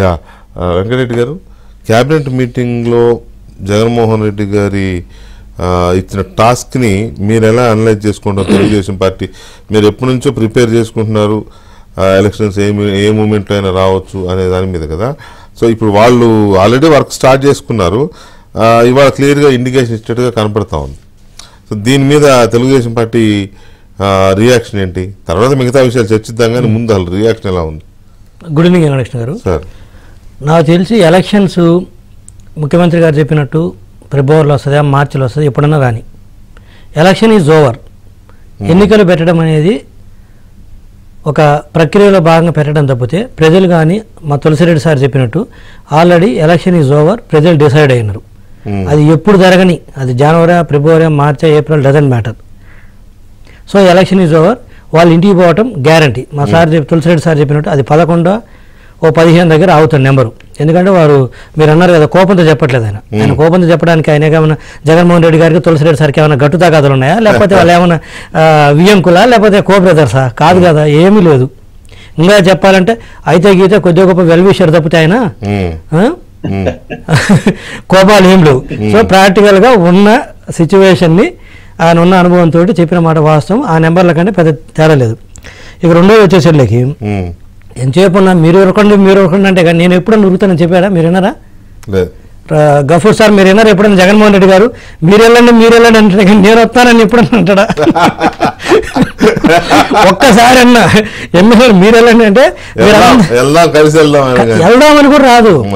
అంటే మీరు వెళ్ళండి, ప్రిపేర్ అవ్వండి, రాయండి. మరి ఈయన ఎట్టా పాస్ అవుతాడు? కాపీలు కొట్టా వాళ్ళ ఎలా పాస్ అవుతాడు? ఆయన ఒక ముఖ్యమంత్రి అయినా కూడా ఆయన ఒక నియోజకవర్గాన్ని ప్రాతినిధ్యం వహిస్తున్నాడు. ఆయన ఎమ్మెల్యే అయినా పోటీ చేయాలి. వాళ్ళందరూ పోటీ చేసినా కూడా పార్టీకి ఎన్నో సీట్లు వచ్చినా కూడా ఈయన కూడా గెలిస్తేనే ఎమ్మెల్యేగా అవుతాడు ముఖ్యమంత్రి. సో ఇది అంటే ఎంతసేపు కూడా అవతల వాళ్ళ మీద డిపెండ్ అయ్యి తను చేయడం తప్పితే తనగా చేసేది లేదంట. నేను మొదటి నుంచి మొత్తుకుంటుంది అదే. అనవసరంగా ఎలివేషన్స్ ఇచ్చి తనని ఈ స్థాయి తీసుకొచ్చారు, కానీ అక్కడంత సినిమా లేదనేది నేను ఎప్పటి నుంచి చెబుతున్నాను. అక్కడంత సినిమా లేదు. జగన్మోహన్ రెడ్డి గారు ఏ ఒక నిర్ణయం తీసుకుంటే ఎన్నిక తగ్గడు, ఆయన ఎవరిని లెక్క చేయడు. అసలు ఎవరిని లెక్క చేయడం కాదు, అసలు ఆయన భయపడిన వ్యక్తి ఎవరు? జగన్మోహన్ రెడ్డి గారు దేశంలో ప్రతి ఒక్క వ్యక్తి భయపడ్డాడు. ఆ రోజు సోనియా గాంధీ గారికి భయపడ్డాడు, తర్వాత నరేంద్ర మోడీ గారికి భయపడ్డాడు, ఇప్పుడు మా సార్ చంద్రబాబు నాయుడు గారికి భయపడి అన్ని అరెస్టులు ఇవన్నీ ఏందనుకున్నాం? మరి ఆయన ప్రజల్లోకి వస్తుంటే భయపడే కదా ఇవన్నీ చేసింది. ఆయనకేమో మీరందరూ కలిసి ఎలివేషన్ చెప్తారు, ఈయన జగమోండి ఎవరిని లెక్క చేయడంటారు. మరి అట్టే ఉంది మరి. అంటే మీరు అందరూ సిరీస్ ఆఫ్ ఇన్సిడెంట్స్ గమనిస్తే గఫూర్ సార్ ఆయన ఎప్పుడు భయపడలేదు. ఆ రోజు సోనియా గాంధీ గారికి భయపడలేదా? భయపడబట్టే కదా ఆ రోజు కాంగ్రెస్ పెట్టిన ప్రణబ్ ముఖర్జీ గారికి రాష్ట్రపతి ఎన్నికల మద్దతు ఇచ్చింది. ఏదంటే రాజ్యాంగబద్ధమైన పదవి కాబట్టి మనం మద్దతు ఇవ్వాలంటాడు. మరి అవతల పార్టీ అవతల వాళ్ళు బీజేపీ వాళ్ళు పెట్టినప్పుడు కూడా వాళ్ళు రాజ్యాంగబద్ధమైన పదవి కదా పెట్టిన రాష్ట్రపతి అభ్యర్థిని, అక్కడ ఇవ్వడు. అదే తిరిగి 2017కి వచ్చేసరికి బీజేపీకి మద్దతు ఇస్తాడు. ఏంటో మద్దతు ఇచ్చినాం అంటే రాజ్యాంగబద్ధమైన పదవికి పోటీ పెడుతుంది కాబట్టి మనం ఓటేయాలంటాడు. మళ్ళీ అప్పుడు కాంగ్రెస్ పెట్టింది కదా అక్కడ ఓటేయడు. ఎందుకంటే ఆ రోజు సోనియా గాంధీ గారికి భయపడి ప్రణబ్ ముఖర్జీ గారికి ఓటేశారు. తర్వాత మోడీ గారికి భయపడి 2016లో వీళ్ళకి ఓటేయడం జరిగింది ఉమ్. బీజేపీ వాళ్ళకి. నువ్వు ప్రతి దశలో భయపడటమే. ప్రత్యేక హోదా అడగవయ్యా అంటే అమ్మ వాళ్ళకి పూర్తి నెంబర్ ఉంది, మనం అడగలేము, సార్ అని బతిలాడుకోవడం తప్పితే మనం చేయగలిగింది ఏం లేదని అక్కడ భయపడ్డావు. ఇక్కడ వచ్చేసరికి చివరికి రంగనాయకమ్మ లాంటి ఒక మహిళ సీనియర్ సిటిజన్ పోస్టులు పెడితే ఆమెను కూడా ఎంబడిపడి వేధించి కేసులు పెట్టారు నీ చేతుల పవర్ ఉండబట్టి. అది నీకున్న భయము. నువ్వు ఈయనేదో పెద్ద ధైర్యవంతుడు అది ఇది చెప్పుకుంటుడు. ఈ మధ్య వైసీపీ వాళ్ళు ఒక చిన్న స్లోగన్ స్టార్ట్ చేశారు, తెలంగాణలో ముఖ్యమంత్రిని డిసైడ్ చేసింది జగన్మోహన్ రెడ్డి గారని. ఆయన ఎమ్మెల్యేలనే ఆయన కంట్రోల్ చేసుకెళ్ళి దిక్కు లేకపోతా అంటే ఆయన ఎంపీ 3 ఏళ్ల క్రితం వెళ్ళిపోయాడు పార్టీ నుంచి. ఏం చేసుకుంటావు చేసుకోమని మహా అయితే తీసుకుపోయి కొట్టించాడు. అంతకంటే ఏం చేయగలిగాడు? తర్వాత ఎమ్మెల్యేలు పుట్టకొకడు చెట్టుకొకడు అయిపోయాడు. వాళ్ళని కంట్రోల్ చేయలేదు, కానీ పక్కన ఉన్న తెలంగాణ రేవంత్ రెడ్డిని సీఎం చేశాడంటే వాళ్ళ ఎలివేషన్స్ ఏమంటే మొత్తం బయటలోకి ఏం చేయాలో అర్థం కాక ఇట్లా పిచ్చి ఎలివేషన్స్ ఇచ్చుకుంటూ కూర్చున్నారు. ఈరోజు ఎవరు ఒక్కళ్ళు కూడా నీతోటి ఉన్నారా? తులసిరెడ్డి సార్ చెప్పినాడు, సొంత చెల్లెలు రక్త సంబంధికులని సొంత చెల్లెలు లేదు, తర్వాత చిన్నాన్న కూతురు చెల్లెలు లేదు, సొంత తల్లి లేదు, ఎవరు లేరు నీతోటి. ఇప్పుడు ఆరోగ్యశ్రీ పేరు కూడా జగనన్న ఆరోగ్యశ్రీ అయిపోయింది. పెట్టుకోమను దాని గుడ్డు మీద అప్పడాల మీద బొమ్మ వేసుకొని పేరు పెట్టుకున్నప్పుడు దీనికి పెట్టుకునేది ఏముందండి? గుడ్ల మీద అప్పడాల మీద. ఈరోజు సిపిఐ నారాయణ గారు ఒక వీడియో చేశాడు, మీరు చూస్తుంటే పొలాల్లో పోయి కూర్చొని ఆయన సో జగనన్న ఏది శిలాఫలకాలు వేశాడు, ఆ పాస్ పుస్తకాల మీద కాంగ్రెస్ ఉన్నప్పుడైతే జాతీయ పతాకం వేసింది, తర్వాత మేము టీడీపీ వచ్చినప్పుడు ఏపీకి సంబంధించిన రాజముద్ర వేయడం జరిగింది. ఈయన వచ్చేసరికి ఆయన ఫోటో వేసుకున్నాడు. ఈ పిచ్చి పరాకాష్టం చేరటం అంటారా, లేకపోతే దీన్ని ఏమంటారు? అది పాసు పుస్తకాల మీద నీ బొమ్మ ఎట్టేసుకుంటావు, ఇది భయం అంటే. ఎక్కడ మర్చిపోతారో నేను జనాలని. సో ఈరోజు మీరు ఉరకండి అంటే నేను ఇంట్లో కూర్చుంటారా? వాళ్ళు ఉరితే నువ్వేం చేస్తావు? నువ్వు కదా ఉరకాల్సింది ముందు బయటికి. నువ్వు ఉరకుండా ఇంట్లో కూర్చొని మీరు వెళ్ళండి. అదేదో సినిమాలో డైలాగ్ ఉంటుంది, నీకెందుకు నువ్వు వెళ్ళు, నీ వెనక నేను ఉంటానంటాడు. వాడు వెళ్తాడు, వెనకనే ఉంటాడు కానీ ముందుకు పోడు. వాడిని కొడుతుంటే నీ వెనక ఉంటానన్న కానీ నీకు వచ్చి కాపాడుతాను కదా అని చెప్పినట్టుగా అలా ఉంది నేను చేసే పరిస్థితిని. So election is over sir. ఎప్పుడు పెట్టినా కూడా దుమ్ము ఓడిపోతారు, మామూలుగా కూడా కాదు, దుమ్ము ఓడిపోతారు. ఈరోజు మా చంద్రబాబు నాయుడు సార్ మా సార్ చెప్పాడు, ఓడిపోయిన తర్వాత జగన్మోహన్ రెడ్డి గారు ఎక్కడ ఉంటాడు అనేది. అది ఇప్పుడు దాని మీద బెట్టింగ్లు పెట్టుకోమనండి ఎవరైనా. ఆయన బెంగళూరులో ఉంటాడా? ఉండలేడు, ఎందుకంటే ఆడ కాంగ్రెస్ గవర్నమెంట్. తెలంగాణ కదండి ఆయన లోకల్ కాబట్టి అక్కడే ఉంటాడు. ఎక్కడ లోకల్? ఏపీ. ఆయన అంటున్నాడు కదా నిన్న అందరు నాన్ లోకల్స్ అని. ఎక్కడ లోకల్ అండి? ఎక్కడ లోకల్ ఆయన? నాకేం తెలుసు ఎక్కడ లోకల్ ఆయన. ఆయన నిన్న ఏమన్నాడు పలాస ఉద్దానం సభలో, చంద్రబాబు నాయుడు పవన్ కళ్యాణ్ అంతా నాన్ లోకల్స్, ఈ మీడియా కూడా నాన్ లోకల్ మీడియా అన్నాడు. ఆయన మీడియా ఇక్కడ ఉందని అదే అది మాట్లాడు. ఆయన భారతీయ సిమెంట్ ఎక్కడ ఉంది రిజిస్టర్డ్ ఆఫీస్ సహా? వారి తల్లి భారతి గారివి, భారతి గారి భార్య కదా, భార్యనే, కానీ ఆయన పేరు మీద లేవు కదా, అందుకని అవి లోకల్. శ్రీమతి విజయలక్ష్మి గారు నాన్ లోకల్. మరి అదేంది మరి? నాన్ లోకల్ పార్టీ పేరే మార్చుకున్నారు కదా ఆయన. నాన్ లోకల్ అంటే అట్ట ఆయన నాన్ లోకల్ గురించి మాట్లాడతాడు ఆయన. అంతేలే, పులివెందులకు పోతే నీ కార్యకర్తలకు కూడా నువ్వు పాసులు ఇచ్చి పిలిపించుకుంటున్నావు అంటే నువ్వా లోకల్ నాన్ లోకల్, మేమా నాన్ లోకల్ డిసైడ్ చేసుకోను. తెలుసా మొన్న మీకు పులివెందులకి వెళ్తే ఆయన కలవటానికి ఆయన నియోజకవర్గంలో పాసులు ఇచ్చాడు. ఎవరు కలవాలన్నది? పులివెందుల్లో. అంటే ఇంకా చెప్పు నువ్వు ఎవరు నాన్ లోకల్ గఫూర్ గారు? నీ నియోజకవర్గంలోకి వెళ్ళి నీ కార్యకర్తలు నీ దగ్గరికి రావాలంటే పాసులు తీసుకొని వస్తే, అంటే ఎవడు అమెరికా నుంచో లేకపోతే ఎవడు జపాన్ నుంచో ఎక్కడి నుంచో వస్తే వాళ్ళని కలవాలంటే ప్రధానులు ఆ దేశంలో ఉన్న వాళ్ళు దేశాధినేతలు వస్తే వాళ్ళకి ఇస్తారు పాసులు ఏదైనా ప్రాంతానికి వచ్చినప్పుడు. అంటే తెలియదు కాబట్టి, మనుషులు తెలియదు కాబట్టి ఆ పాసుల్లో అలో చేయొచ్చు అని 20 మంది 25 మంది, అది కూడా ఏది నియోజకవర్గంలో నీకు 1,00,000 మెజారిటీతో గెలిచిన నియోజకవర్గంలో నువ్వు 20-25 మందిని పాసులు ఇచ్చి పిలిపించుకుంటావా? అంటే ఏ దేశం నుంచి వచ్చావు నువ్వు? ఏ రాష్ట్రం నుంచి వచ్చావు నువ్వు? ఈయన చదువుతాడు లోకల్ నాన్ లోకల్ గురించి. ఈయన వ్యాపారాలు మొత్తం ఈయన వ్యాపారాలు ఉన్నది తెలంగాణలో, ఈయన ఆస్తులు ఉన్నది తెలంగాణలో, ఈయన ఆస్తులు ఉన్నది కర్ణాటకలో. ఇంకా చెప్పాలంటే లండన్లో పెట్టి ఈ మధ్య మొత్తం చేసే చాలా వరకు. నిజమేనా? అది లండన్లో ఏదో హోటల్ ఏదో కొన్నారు. హోటల్ కాదు, మొత్తం మనీ వెళ్తాంది కదా. నాకు తెలియదండి, మీలాంటి వాళ్ళు అంటే వినడమే. నేనేమంటే గఫూర్ గారు తులసిరెడ్డి గారు మాకు ఈ డబ్బుల గురించి అంత పెద్దగా తెలియదు. చెప్పానండి జగన్మోహన్ రెడ్డి గారికి ఏమున్నా ఏపీలో చెప్పానండి. మీలాంటి వాళ్ళు చెప్తే సాక్షి టీవీని పెట్టుకుని నాకు లేదు మీడియా ఏం లేదంటాడు. అదేమో హైదరాబాద్ ఉంది. ఎవరు అంటే ఇప్పుడు ఒక్కటన్నా ముఖ్యమంత్రి గారు ఆ స్థానంలో ఉన్నప్పుడు అరే జనాలు చూస్తున్నారు కానీ ఒకటని నిజం చెప్పాలి. ఒకటి ఆయన ఆరోగ్యశ్రీ పేరు మారుస్తాడా, లేకపోతే ఇంకోటి ఈ 63 ఏళ్ళు ఉద్యోగాల వయో పరిమితిని పెంచాలి, ఇంకో సంవత్సరం పెంచాలి వాళ్ళకనేదో ఒక 2-3 రోజుల నుంచి ఎక్సర్సైజ్ చేస్తే ఉద్యోగ సంఘాల నాయకులతో చెప్తే ఇంకో మళ్ళీ తీసుకుంటాను మాకు అవసరం లేదులే నువ్వు ఇంకో సంవత్సరం పెంచుతా అని చెప్పి నెక్స్ట్ అది కూడా ఎలక్షన్ తర్వాత మళ్ళీ అధికారంలో రాగానే పెంచుతానని అంటే ఉద్యోగ సంఘాల నాయకులు తిరస్కరించారట. ఏమని, నువ్వు మళ్ళీ పెంచుతానని చెప్పి ఆ 1 year ఈ రిటైర్మెంట్ బెనిఫిట్స్ వాయిదా వేయడానికి కొత్త ఎత్తుగడా ఇది అని అవసరం లేదని చెప్పినారంట. దాంతో ఇవాళ క్యాబినెట్లో అది రాలేదు.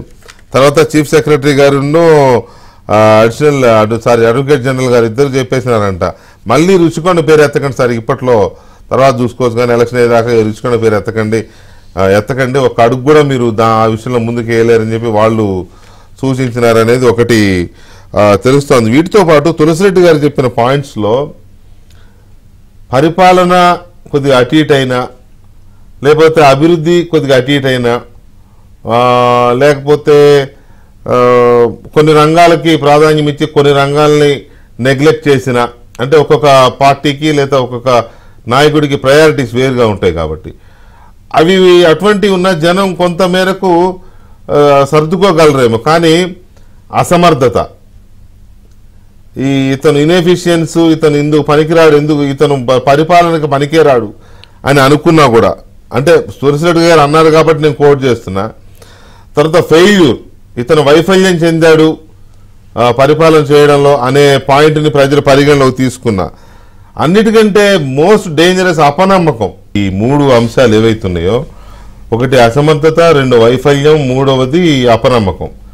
నిజంగా ఈ 3 ప్రస్తుత ప్రభుత్వం మీద కానీ ముఖ్యమంత్రి మీద కానీ ప్రజల్లో ఏర్పడ్డాయా? ఒకవేళ అదే కనుక ఏర్పడితే చాలా డేంజర్ బెల్స్ మోగుతున్నట్టే కదా. ఒకటి వెంకటకృష్ణ గారు తులసిరెడ్డి గారికి ఆయనతో అంటే సాన్నిహిత్యం ఉంటది. తులసిరెడ్డి గారు ఆ కుటుంబంతో కూడా రాజశేఖర రెడ్డి గారు ఉన్నప్పుడు చాలా సన్నిహితంగా ఉండేటువంటి వ్యక్తి. అవును. అయితే ఒక విషయాన్ని మాత్రం నేను దూరం నుండి చూసినా గానీ ఒక విషయాన్ని అంగీకరించలేకపోతున్నా. ఆయన అసమర్థుడు అని మాత్రం నేను అనుకోవడం లేదు. ఒక్కొక్కరికి ఒక్కో రంగంలో సామర్థ్యం ఉంటది, అందరికీ అన్ని రంగాల్లో ఉండదు. అన్ని రంగాల్లో అందరికి ఉంటే అన్ని రంగాల్లో ఉండేటువంటి వ్యక్తి చాలా గొప్ప వ్యక్తిగా ఉంటాడు. అవును. జగన్మోహన్ రెడ్డి ఓ సామర్థ్యం ఉందండి, కంటికి తెలియకుండా అంటే కను రెప్పకు తెలియకుండా కాటుగా దొంగలిస్తారంటారు చూడండి. ఆ రకంగా ప్రజాధనాన్ని కొల్లగొట్టడంలో ఈ ప్రభుత్వంలో ఉన్నంత నైపుణ్యం, ఈ ప్రభుత్వంలో ఉన్నంత సామర్థ్యత, అప్పులు తేవడంలో గాని, ఆ ఖాతాలు ప్రజల ఖాతాలో వేసి దాన్ని సొమ్ము చేసుకోవడంలో గాని, కొల్లగొట్టడంలో గాని చాలా సామర్థ్యం ఉందండి. మనం ఇప్పుడు చంద్రబాబు నాయుడు లేదా ఇంకోరు పార్టీ నడపాలన్నప్పుడు చేస్తూ ఉంటారు. ఎక్కడ ఏదో శుద్ధ పూసలు నేనేం అనుకోవడం లేదు. నిన్న బాలినేని శ్రీనివాసరెడ్డి చెప్పాడు కదా, నేను డబ్బులు తీసుకున్నా అని. అట్లా తీసుకుంటూ ఉండొచ్చు. కానీ ఇతను అవినీతి రాహిత్యమైనటువంటి రాష్ట్రం అని, అవినీతి లేదు అని డంకా కొట్టి అవినీతిలో అగ్రగణ్యుడు, the richest chief minister in India, richest chief minister అయినాడంటేనే ఎంత సామర్థ్యం ఉందో తెలుస్తుంది కదా. వాళ్ళ నాయన చాలా మందికి పిల్లలు ఉంటారు, ముఖ్యమంత్రులకు కూడా. కానీ ఏ ముఖ్యమంత్రిని ఈ కొడుకు ఉపయోగించినంతగా, రాజశేఖర రెడ్డి గారి కొడుకు ఉపయోగించుకున్నంతగా ఆ పదవిని ఎవరు ఉపయోగించుకున్నారండి? పదవి కూడా కాదు, ముఖ్యమంత్రి కొడుకు అంతే. ఆ రకంగా ఏంటంటే ఈయన సామర్థ్యంలో, అయితే ఆయన సామర్థ్యం ఆ రంగాల్లో ఉంది, డబ్బులు సంపాదించడంలో సామర్థ్యం ఉంది. ఇప్పుడు జనార్దన్ రెడ్డితో భాగస్వామ్యం వహించి నాకు బళ్ళారి వాళ్ళు చెప్తుంటారు, ప్రతి వారం వచ్చేవాడు జగన్మోహన్ రెడ్డి అని. ఏమిటి అంటే ఆ వారం లెక్కలు చూసుకోవడానికి. ఆ రకంగా ఈ విషయాలు డబ్బు సంపాదించడం, ఇప్పుడు చెల్లికి అన్నకు తగాద కూడా అక్కడేనంట వెంకటకృష్ణ గారు. ఏమిటి అంటే తండ్రి యొక్క పేరుతో లేదా తండ్రి కాలంలో తండ్రి సంపాదించినటువంటి దాంట్లో మాత్రమే భాగము, నేను సంపాదించినట్టు నీకు లేదు, అక్కడే తగాద. సామర్థ్యమే కదా అది, డబ్బు సంపాదించడం. కాబట్టి అసమర్థుడు కాదు, డబ్బు సంపాదనలో ఆయన సామర్థ్యం అంతా మనం చూస్తున్నాము. మిగతా విషయాలు ఆయనకేం సంబంధం లే, పట్టించుకోడు. మిగతా విషయాలు ప్రజలకు పరిపాలన చేయాలా, సెక్రటేరియట్ లెటర్ ఫంక్షన్ చేయించాలా, లేకుంటే అడ్మినిస్ట్రేషన్ లో ఏమేం చేయాలా, ఏం పట్టించుకోడు. ఆయన ఆలోచనలంతా ఉదయం నుంచి రాత్రి దాకా ఏ దాంట్లో డబ్బులు తీయొచ్చు. చేపలు అమ్మితే డబ్బులు వస్తాయా, మాంసం అమ్మితే డబ్బులు వస్తాయా, మద్యం అమ్మితే డబ్బులు వస్తాయా, ఇసుకలో ఎట్లా కొనగొట్టాలా, ఇది ఎక్స్పర్టైజ్ చేసినాడు ఆయన. కాబట్టి ఆ విషయంలో తప్ప పాలనా అనుభవం లేదు, ప్రజల్లో ఆ టాక్ ఉంది, అడ్మినిస్ట్రేషన్ తెలియదు ఇతనికి అనేది అది నిరూపించుకున్నాడు ఆయన. మూడవది ఏంటంటే ప్రజల విశ్వాసం పొందలేకపోవడం, అది చాలా కరెక్ట్ అండి. ఎందుకంటే చాలా మంది అనుకుందామంటే ఇప్పుడు రాజశేఖర రెడ్డి గారు చనిపోయి ఇంతకాలం తర్వాత కూడా రాజశేఖర రెడ్డి గారికి ఇంకా గౌరవం ఉంది జనంలో. రాజశేఖర రెడ్డి గారి కొడుకు తప్ప ఈయనకి అదనపు అర్హత ఏముందండి? ఈయన పోటీ చేయడానికి, ముఖ్యమంత్రి పార్టీ పెట్టడానికి. రాజశేఖర రెడ్డి గారికి ఆ సదభిప్రాయం జనంలో ఎందుకు వచ్చింది? విశ్వసనీయత. ఆయన ఆరోగ్యశ్రీ కావచ్చు, లేదా ఆయన ఎడ్యుకేషన్ ఫీజు రియంబర్స్మెంట్ కావచ్చు, లేదా ఇటువంటి కొన్ని చాలా గొప్పగా చేశాడు, చాలా మందికి ఉపయోగపడ్డాయి అనేటువంటిది యథార్థం. అది అందుకోసం ఆ విశ్వాసాన్ని పొందుతాడు అనుకున్నారు చాలా మంది. ఆ విశ్వాసం ఈయనలో లేదు. ఈయన డబ్బు తప్ప ఇతర కొలమానం ఏం లేదు ఈయన దగ్గర. కాబట్టి ఆయన ప్రజల విశ్వాసము, ఉద్యోగుల విశ్వాసము, ఇంకోరి విశ్వాసం నాకు అవసరం లేదు, డబ్బు విశ్వాసం పొందాలి నేను అనేటువంటిదే ఆయన ధ్యేయంతో ఉన్నాడు. కాబట్టి మిగతా రెండు కూడా వైఫల్యాలు, ఘోరమైన వైఫల్యాలు. అందులో ప్రజల విశ్వాసం కోల్పోయిన తర్వాత రాజకీయ నాయకుడికి ఇక భవిష్యత్తు ఉండదండి. ఎవరైనా కావచ్చు, ప్రజా విశ్వాసాన్ని కోల్పోయినటువంటి రాజకీయ నాయకుడికి భవిష్యత్తు ఉండదు అనేటువంటిది చరిత్రలో అనేక మంది ఉదాహరణ చెప్పుకోవచ్చు మనం. అదే ఈయనకు కూడా వర్తిస్తుందని నేను అనుకుంటున్నా. కాబట్టి అయితే జీవిరెడ్డి గారు చెప్పినట్లుగా అయిపోయింది ఎలక్షన్లు అంత గొప్పగా నేను అనుకోను, కానీ వాళ్ళు కూడా కష్టపడలేదు. ఎందుకంటే ఒకటే నేర్చుకున్నారు వాళ్ళు, ఆయన మీద కోపం వస్తే మాకే కదా, మేమే కదా ఉండేది. అట్లా కూడా ఉండదు సార్, అట్లా కూడా ఉండదు. కాబట్టి మీరు కష్టపడాలా, ఇంకా కష్టపడాలా, ఇంకా కష్టపడాలా, ఇంకా కింది స్థాయి ప్రజల మన్నన పొందాలి. అప్పుడే ప్రభుత్వం మీద ఉండేటువంటి కోపం మీకు ప్లస్ అవుతుంది. ఆ రూపంలో ఉంటే మార్పు మాత్రం అనివార్యం అనేది కనపడుతుందండి ఇప్పటికే. సో తులసిరెడ్డి గారు, జగన్మోహన్ రెడ్డి ఒక విఫల పాలకుడు, లేకపోతే ఒక విఫల ముఖ్యమంత్రి, అంటే ఐ మీన్ ఫెయిల్యూర్ సీఎం అన్నారు కదా, ఎట్లా మీకు ఫెయిల్యూర్ ఎట్లా కనపడింది? ఆయన బ్రహ్మాండంగా చేస్తున్నారు, నన్ను చూసి ఏడుస్తున్నారు. చిన్నప్పుడు మేము చూసేవాళ్ళం, లారీలు వెనక నన్ను చూసి ఏడుదొకరా అని రాసి ఉండేది. బురీ నజర్ వాళ్ళైతే రా మూ కాల సంథింగ్ ఏ ఒక్కొక్క లారీ మీద ఒక్కొక్కలా ఉండేది. సో ఆయన వీళ్ళందరూ ఏడుస్తున్నారు నన్ను చూసి అని అంటున్నారు ఆయన. మీరేమో ఫెయిల్యూర్ సీఎం అన్నారు. ఎట్లా మీకు ఫెయిల్యూర్ ఎక్కడ కనపడింది? ఇప్పుడు చెప్పినట్టు పరిపాలన చేత కాదనడానికి, అన్నం ఉడికిందా లేదని తెలుసుకునేదానికి ఒక 2-3 మెతుకులు పట్టుకుంటే చాలు. ఒక పరిపాలకుడు సరే, గఫూర్ గారు చెప్పినట్టు అవినీతిలో సమర్థం, అది వాస్తవమే. కానీ ఇక్కడ ప్రధానంగా ప్రకృతి వైపరీత్యాలు సంభవించినప్పుడు ఒక పరిపాలకుడు యాక్చువల్ గా 2009లో అప్పుడు వచ్చేసి కృష్ణానదికి అప్పుడు వచ్చినటువంటి వరదలు కాదు, జల ప్రళయం వచ్చింది. అప్పుడే రోషే గారు వచ్చేసి 2 days ముందు వచ్చేసి ఆయన ముఖ్యమంత్రిగా ప్రమాణ స్వీకారం చేశారు. ఆ వయసులో ఆయన మొత్తము సచివాలయంలోనే 2 రోజులు పూర్తిగా ఉండి మొత్తం మానిటరింగ్ చేయాల్సిన పరిస్థితి వచ్చింది. అంటే జల ప్రళయం అప్పుడు, ఈవెన్ వరద కాదు. అది ఒక పరిపాలకుడు అంటే అటువంటి సమయంలో పరిపాలన యొక్క సత్తా ఉంది. కానీ ఈయన ప్రకృతి వైపరీత్యాలు మొన్నటి వరకు కరువు వచ్చింది. కరువుకు సంబంధించి వచ్చేసి మొత్తం 449 మండలాల్లో కరువు వస్తే, 18 జిల్లాల్లో కరువు వస్తే 7 జిల్లాల్లో 103 మండలాలనే ప్రకటించారు. దాంట్లో కడప జిల్లాలో 36 మండలాల్లో 35 మండలాల్లో కరువు ఉంటే ఒక్కదాని వరకు కరువు మండలంగా ప్రకటించలేదు. పులివెందుల నియోజకవర్గంలో 7 మండలాల్లో కరువు ఉంటే, తక్కువ వర్షపాతం ఉంటే ఒక్కదాని కూడా కరువు మండలంగా ప్రకటించలేదు. అది కరువుకు సంబంధించి అట్లా చేశారు. ఇమీడియట్ గా మళ్ళా వరదలు, తుఫాను, సైక్లోన్ వస్తే ఇక్కడ అట్టర్ ఫెయిల్యూర్. కనీసము అక్కడ రిలీఫ్ క్యాంప్స్ లో సక్రమంగా అన్నం పెట్టలేని పరిస్థితి కూడా ఉంది. కాబట్టి ఇది ఒక తుఫాను ఎదుర్కోవడంలో అట్టర్ఫీల్డ్ ఒక నాయకుని యొక్క సమర్థత కనపడేది అతని చోట్ల. తర్వాత పోలవరం వచ్చేసి ఇది మొత్తం రాష్ట్రానికి ఒక బహుళార్థ సాధక ప్రాజెక్టు, రాష్ట్రానికంతా ప్రయోజనం కలిగించే ప్రాజెక్టు. దాన్ని మొత్తం కేంద్రం డబ్బులతో దాన్ని చేయాలా, రాష్ట్ర ప్రభుత్వం యొక్క డబ్బులు లేకుండా మొత్తం కేంద్ర ప్రభుత్వంతో. అటువంటి దాన్ని మొత్తం నాశనం చేసి పోలవరం ప్రశ్నార్థకమైనట్టుగా చేశాడు. నెక్స్ట్ రాజధాని అనేది రాష్ట్రానికి గుండెకాయలని. మొత్తం 28 రాష్ట్రాల్లో రాష్ట్రానికి రాజధాని లేని రాష్ట్రం ఏదంటే ఒక ఆంధ్రప్రదేశ్ అని చెప్పేసి అందరూ చెప్పుకునే విధంగా రాజధాని లేని రాష్ట్రంగా తయారు చేయడం జరిగింది. ఇక రాష్ట్ర ప్రగతికి, నాగరికతకు, ప్రగతికి రోడ్డును వచ్చేసి ఒక కొలమానంగా చూస్తారు. పక్క రాష్ట్రాలతో పోల్చినా, గతంతో పోల్చినా రోడ్ల పరిస్థితి వచ్చేసి అది ఇంకా తిట్టని వాడు లేడు రోడ్ల మీద పోయేటప్పుడు. ప్రాజెక్టుల విషయంలో మనది వ్యవసాయ ప్రధానమైన రాష్ట్రం. వ్యవసాయ రంగానికి, సాగునీటి రంగానికి ప్రాముఖ్యత ఇవ్వాలి. నువ్వు ఆఖరికి సొంత జిల్లాలో అన్నమయ్య ప్రాజెక్టు తెగిపోతే దానికి దిక్కు లేదు, పింఛాపులకు దిక్కు లేదు. గుణకమ్మకు ఆల్రెడీ సంవత్సరం కిందట ఒక గేటు దిగిపోతే దాన్ని రిపేర్ చేయని కారణంగా మళ్ళా దిగిపోయింది.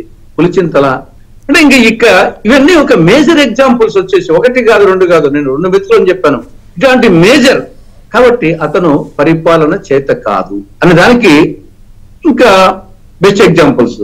రెండవది నమ్మదగ్గ వ్యక్తి కాదు అనే దానికి అనేక అతనికి యాక్చువల్ గా 151 సీట్లు అతనికి ట్రాక్ రికార్డు ఏమీ లేకుండా, గతంలో మంత్రి కాదు, ముఖ్యమంత్రి కాదు, నువ్వు చేసింది ఏమీ లేదు, తర్వాత 16 నెలలు జైల్లో ఉండొచ్చినా గానీ నీకు వచ్చేసి ఎందుకు వేశారు? రాజశేఖర రెడ్డి మాట మీద నిలబడే వ్యక్తి, రాజశేఖర రెడ్డి కొడుకుడుగా మాట నిలబడతాడు అనే యాంగిల్, అనే ఒక కోణంలో ఆలోచించి ఈవెన్ ఎన్టీ రామారావు గారి పేరులో రారని సీట్లు నీకు వచ్చి ఇవ్వడం జరిగింది. కానీ ఏం చేశావు నువ్వు? ఒకటి, ఈయనకు నాయన లేదు, చిన్నాయన లేదు, తల్లి లేదు, చెల్లి లేదు, కాబట్టి వాళ్ళకే న్యాయం చేయలేని వ్యక్తి, వాళ్ళే నమ్మలేనటువంటి వ్యక్తి ప్రజలు ఎలా నమ్మాలని చెప్పేసి ఒకటి వచ్చేసింది. నాన్నకు సంబంధించి, వాళ్ళ నాయనకు సంబంధించి శవాన్ని పట్టుకొని సంతకాలు సేకరణ చేశారు. ఏ కొడుకన్నా తలకాయ మీద మెడకాయ మీద తలకాయ ఉండే వాళ్ళు ఎవరన్నా చేస్తారా పని? కాబట్టి అది చేశాడు. రెండవది, మా తండ్రి చావుకు ఇది కుట్ర జరిగింది, రిలయన్స్ అధినేత ముఖేష్ అంబానీ కారణం అని చెప్పేసి వాళ్ళ అవుట్లెట్స్ మీద దాడి చేసి నాశనం చేశారు. అదే రిలయన్స్ అంబానీ వచ్చేసి ఆయన విజయవాడకు వచ్చే red carpet welcome Vijayasai Reddy receive చేసుకొని సడ్డ సౌపేతమైన భోజనాలు పెట్టి ఆయన రికమెండ్ చేసిన పరిమళ నత్వానికి రాజ్యసభ సీట్ ఇచ్చారు. కాబట్టి నీకు మీ తండ్రి విషయంలోనే నువ్వు ఈ విధంగా ఉన్నప్పుడు నిన్ను ఎలా నమ్మాలి ప్రజలు? రెండవది, చిన్నాన్న, నీకు సొంత చిన్నాన్న, నేను ఆయన తమ్ముడు, ఎక్కడున్నగా చనిపోయింది పులివెందుల పట్టణంలో ఇంట్లో అతి కిరాతకంగా చంపబడితే 5 సంవత్సరాలైంది, అతిగతి లేదు. ఆఖరికి ఓపెన్ గా అందరికీ తెలిసిపోయింది ఈయన నిందితుల తరపున వకాల్తా పుచ్చుకుంటున్నాడు, బాధితుల తరపున కాదు, నిందితుల తరపున. కాబట్టి ఇంకా చిన్నాన్నకే న్యాయం చేయలేనటువంటి వ్యక్తి ఇంకా ప్రజలకు ఏం న్యాయం చేస్తాడు అనేది రెండవది. మూడవది, తల్లి గౌరవాధ్యక్షురాలుగా ఉన్న ఆమెను అగౌరవంగా తొలగించాడు. దానికి సమయమో, సందర్భమో, అవసరమో ఏమీ లేకుండా తల్లిని వచ్చేసి గౌరవాధ్యక్షురాలను అగౌరవంగా తొలగించారు. కాబట్టి తల్లి లేదు. ఇక చెల్లి షర్మిల, నువ్వు ముఖ్యమంత్రి అయ్యేదానికి ఆవిడ సర్వ ప్రయత్నాలు చేసింది. ఆస్తి తగాదాల విషయం కానీ, రాజకీయ వ్యవహారాల విషయం కానీ మొత్తం ఆవిడ వచ్చేసి వేరే రాష్ట్రానికి వచ్చేసి పోయేటట్టుగా చేశావు. కాబట్టి చెల్లిని న్యాయం చేయలేకపోతుంది. చిన్నాన్న కూతురు డాక్టర్ సునీత వచ్చేసి న్యాయం చేయమని, మా నాన్న విషయంలో న్యాయం చేయమంటే నీ మొగుడు మీద కేసు పెడతా అనే స్థాయికి పోతే ఇంకా ఏ ప్రజలు వచ్చేసి నమ్ముతారు? బాలినేని శ్రీనివాసరెడ్డి బంధువు ఆయన వచ్చేసి విజయసాయి రెడ్డి ఎప్పుడు విశాఖపట్నం పెత్తనం వేస్తాడో, ఎప్పుడు తీస్తాడో అర్థం కాదు. కాబట్టి పక్కనుండే వాళ్ళు కూడా ఎవరు కూడా నమ్మలేని పరిస్థితి ఉంది. తర్వాత ఇంకా మేనిఫెస్టో ఉద్యోగులకు నమ్మించి మోసం చేశావు, నిరుద్యోగులకు నమ్మించి మోసం చేశావు, అంగన్వాడీ కార్యకర్తలకు నమ్మించి మోసం చేశావు. కాబట్టి అతను నమ్మదగ్గ వ్యక్తి కాదు అనేది ప్రజల్లో, అన్ని వర్గాల్లో, అన్ని ప్రాంతాల్లో అందరిలో పడిపోయింది. అది రెండవది. ఇక మూడవది, సమర్థత అసమర్థత కింద గఫూర్ గారు చెప్పిన దాంట్లో నేను పూర్తిగా ఏకీభవిస్తున్నా. కొన్ని రంగాల్లో డబ్బు సంపాదించడంలో, అవినీతి చేయడంలో వచ్చేసి దాంట్లో అతనికి బహుశా బీట్ చేసే వాళ్ళు ఎవరు లేరు. కానీ మిగతా ఏమి, కేంద్ర ప్రభుత్వంతో హోదా గురించి నువ్వు ఏం మాట్లాడినావు? ప్రత్యేక హోదా గురించి ప్రతిపక్ష నాయకుడిగా ఉన్నప్పుడు ఇది ఆంధ్రుల హక్కు, ఒక ఇది వచ్చేసి సంజీవని లాంటిది, దీనికోసం పోరాడాలా. ఎవరు సంతకం పెడతారో వాళ్ళకే వచ్చేసి ఒక్క జిల్లా కేంద్రం ఒక్కొక్క హైదరాబాద్ అవుతుంది. కాబట్టి దాని గురించి మర్చిపోయినావు. తర్వాత వచ్చేసి రాయలసీమకు ఉత్తరాంధ్రకు, రాయలసీమలో నీ కడప జిల్లా వస్తుంది, పులివెందులు వస్తుంది. స్పెషల్ డెవలప్మెంట్ ప్యాకేజీ అది కేంద్రం తిప్పేలా. ఆడా నువ్వు అసమర్థునివే. చట్టంలోని ఏ అంశాన్ని నువ్వు అమలు చేయలేకపోయినావు. కేంద్రంతో వచ్చేసి చేపించాలి కదా. కాబట్టి భజన్ రెడ్డిగా మారిపోయినావు. జగన్ రెడ్డి ఈ 4 సంవత్సరాల్లో 1 భజన్ రెడ్డి మోడీకి, అమిత్ షాకు, 2 బటన్ రెడ్డి, 3వది వచ్చేసి బాదుడు రెడ్డి. ఆయన జగన్ రెడ్డి ఈ 3 రెడ్లుగా తయారైపోయినాడు. బాదుడు రెడ్డి, భజన్ రెడ్డి, బటన్ రెడ్డి. కపూర్ గారు తులసి రెడ్డి గారు ఇన్నాళ్ళు బాగా డీప్ గా అనాలిసిస్ చేస్తారని తెలుసు, కానీ తులసి రెడ్డి గారు ఇన్నాళ్ళు ఈ రకంగా బ్రహ్మాండమైన హ్యూమన్ కూడా పండిస్తారని ఇప్పుడే అర్థమైంది కపూర్ గారు. చెప్పండి తులసి రెడ్డి గారు, చెప్పండి. కాబట్టి ఆ విధంగా ఓవరాల్ గా వచ్చేసి అతను అనేక విషయాల్లో, ప్రజలకు సంబంధించిన విషయాల్లో అతను అసమర్థుడు. అతను వ్యక్తిగతంగా సంపాదించిన దాంట్లో చాక్లెట్ ఇచ్చి నెక్లెస్ కొట్టడంలో, దొంగిలించడంలో మాత్రం సమర్థుడు అనేది ఉంది. కాబట్టి ఇది ప్రజల్లోకి పోయింది. కాబట్టి ఇంకా ఆయన ఎన్ని చేసినా డ్రగ్ ఎక్స్పైరీ డ్రగ్ అయిపోయింది, డేట్ అయిపోయింది. కాబట్టి ఇంక ఎక్స్పైరీ డ్రగ్ ఏం చేయాలా, పారేయాల్సిందే. కాబట్టి మళ్ళీ దాన్ని వాడుకునే పరిస్థితి ఉండదు. కాబట్టి ఆల్రెడీ ప్రజలు అది ఎక్స్పైరీ పార్టీ, ఆయన ఎక్స్పైరీ నాయకుడు అనే నిర్ధారణకు వచ్చారు. కాబట్టి ఇంకా దానికి ఇంక వేరే మార్గం లేదు, గత్యంతరం లేదు, తిరస్కరణే తప్ప. రైట్. ఇక మనం జగన్మోహన్ రెడ్డి గారి వాళ్ళ క్యాబినెట్ లో కొన్ని వర్గాల ప్రజలకి ఏదో అట్రాక్షన్స్ ఇవ్వాలని కొన్ని ఆలోచనలు చేశారు. వాటి ఏదో అన్నారు కదా, ఉదాహరణకు ఆరోగ్యశ్రీ 25 lakhs అని, తర్వాత పెన్షన్ ఇంకా మిగిలిన ఇంకొక 250 యాడ్ చేయడము, ఇటువంటి కొంచెం మేజర్. అదే అంటే ఇప్పుడు చెప్పిన అసమర్థత, ఫెయిల్యూర్, వైఫల్యము, అపనమ్మకం, వీటితో పాటు ఈ అంశాలతో పాటు ఇవాళ కేబినెట్ మీటింగ్లో తీసుకున్న అంశాలు, ఆరోగ్యశ్రీ 25 లక్షలు పెంచడం. అంటే ఉన్న ఆరోగ్యశ్రీకి ఇందాక రాజుగారు చెప్పిన నిజంగానే చాలా హాస్పిటల్స్ ఆపేసినాయి డబ్బులు ఇవ్వట్లేదని. హాస్పిటల్కి ఆరోగ్యశ్రీ అంటే అని వెళ్తే చాలు పేషెంట్ నో అని డోర్లు వేసేసే పరిస్థితి ఉంది. సో ఇలాంటి పరిస్థితులు మరి 25 లక్షలు అనేది ఎంతవరకు ప్రజలను ఆకర్షిస్తుంది? పెన్షన్ ఇన్నాళ్ళు వేయలేదు, 250 ఈ పాటికి 4వది పడాలి, 3వది వేస్తున్నారు కదా. సో ఈ 251 ఉద్యోగులకు ఏదో వేశారు కానీ అది ఆదిలోనే హంసపాద అన్నట్టుగా వాళ్ళు ముందే నమ్మలేదు కాబట్టి అది ఆగిపోయింది. అక్కడే తులసిరెడ్డి గారు చెప్పిన అపనమ్మకం అనేది అక్కడే కనపడుతుంది ఉద్యోగుల దగ్గర ప్రధానంగా. సో ఈ ఎంతవరకు ఈ ఆకర్షణ ఆలోచనలు ప్రజల్ని కాస్త ఇచ్చేయగలుగుతాడా వీటితో? ఇప్పుడు ముఖ్యంగా ఆయన చెప్పింది ఏది చేయలేదండి, చేయలేదు, చేయలేడు, చేత కాదు. చేయలేడు, చేత కాదు. ఎందుకంటే అది ప్రూవ్ అయింది. ఈ రోజు ఎలక్షన్స్ వస్తున్నాయని చెప్పేసి ఇది ఆకర్షించుకుంటే దానికంటే కూడా బిల్డప్ కోసం తప్పితే ఏమైనా ఉందా?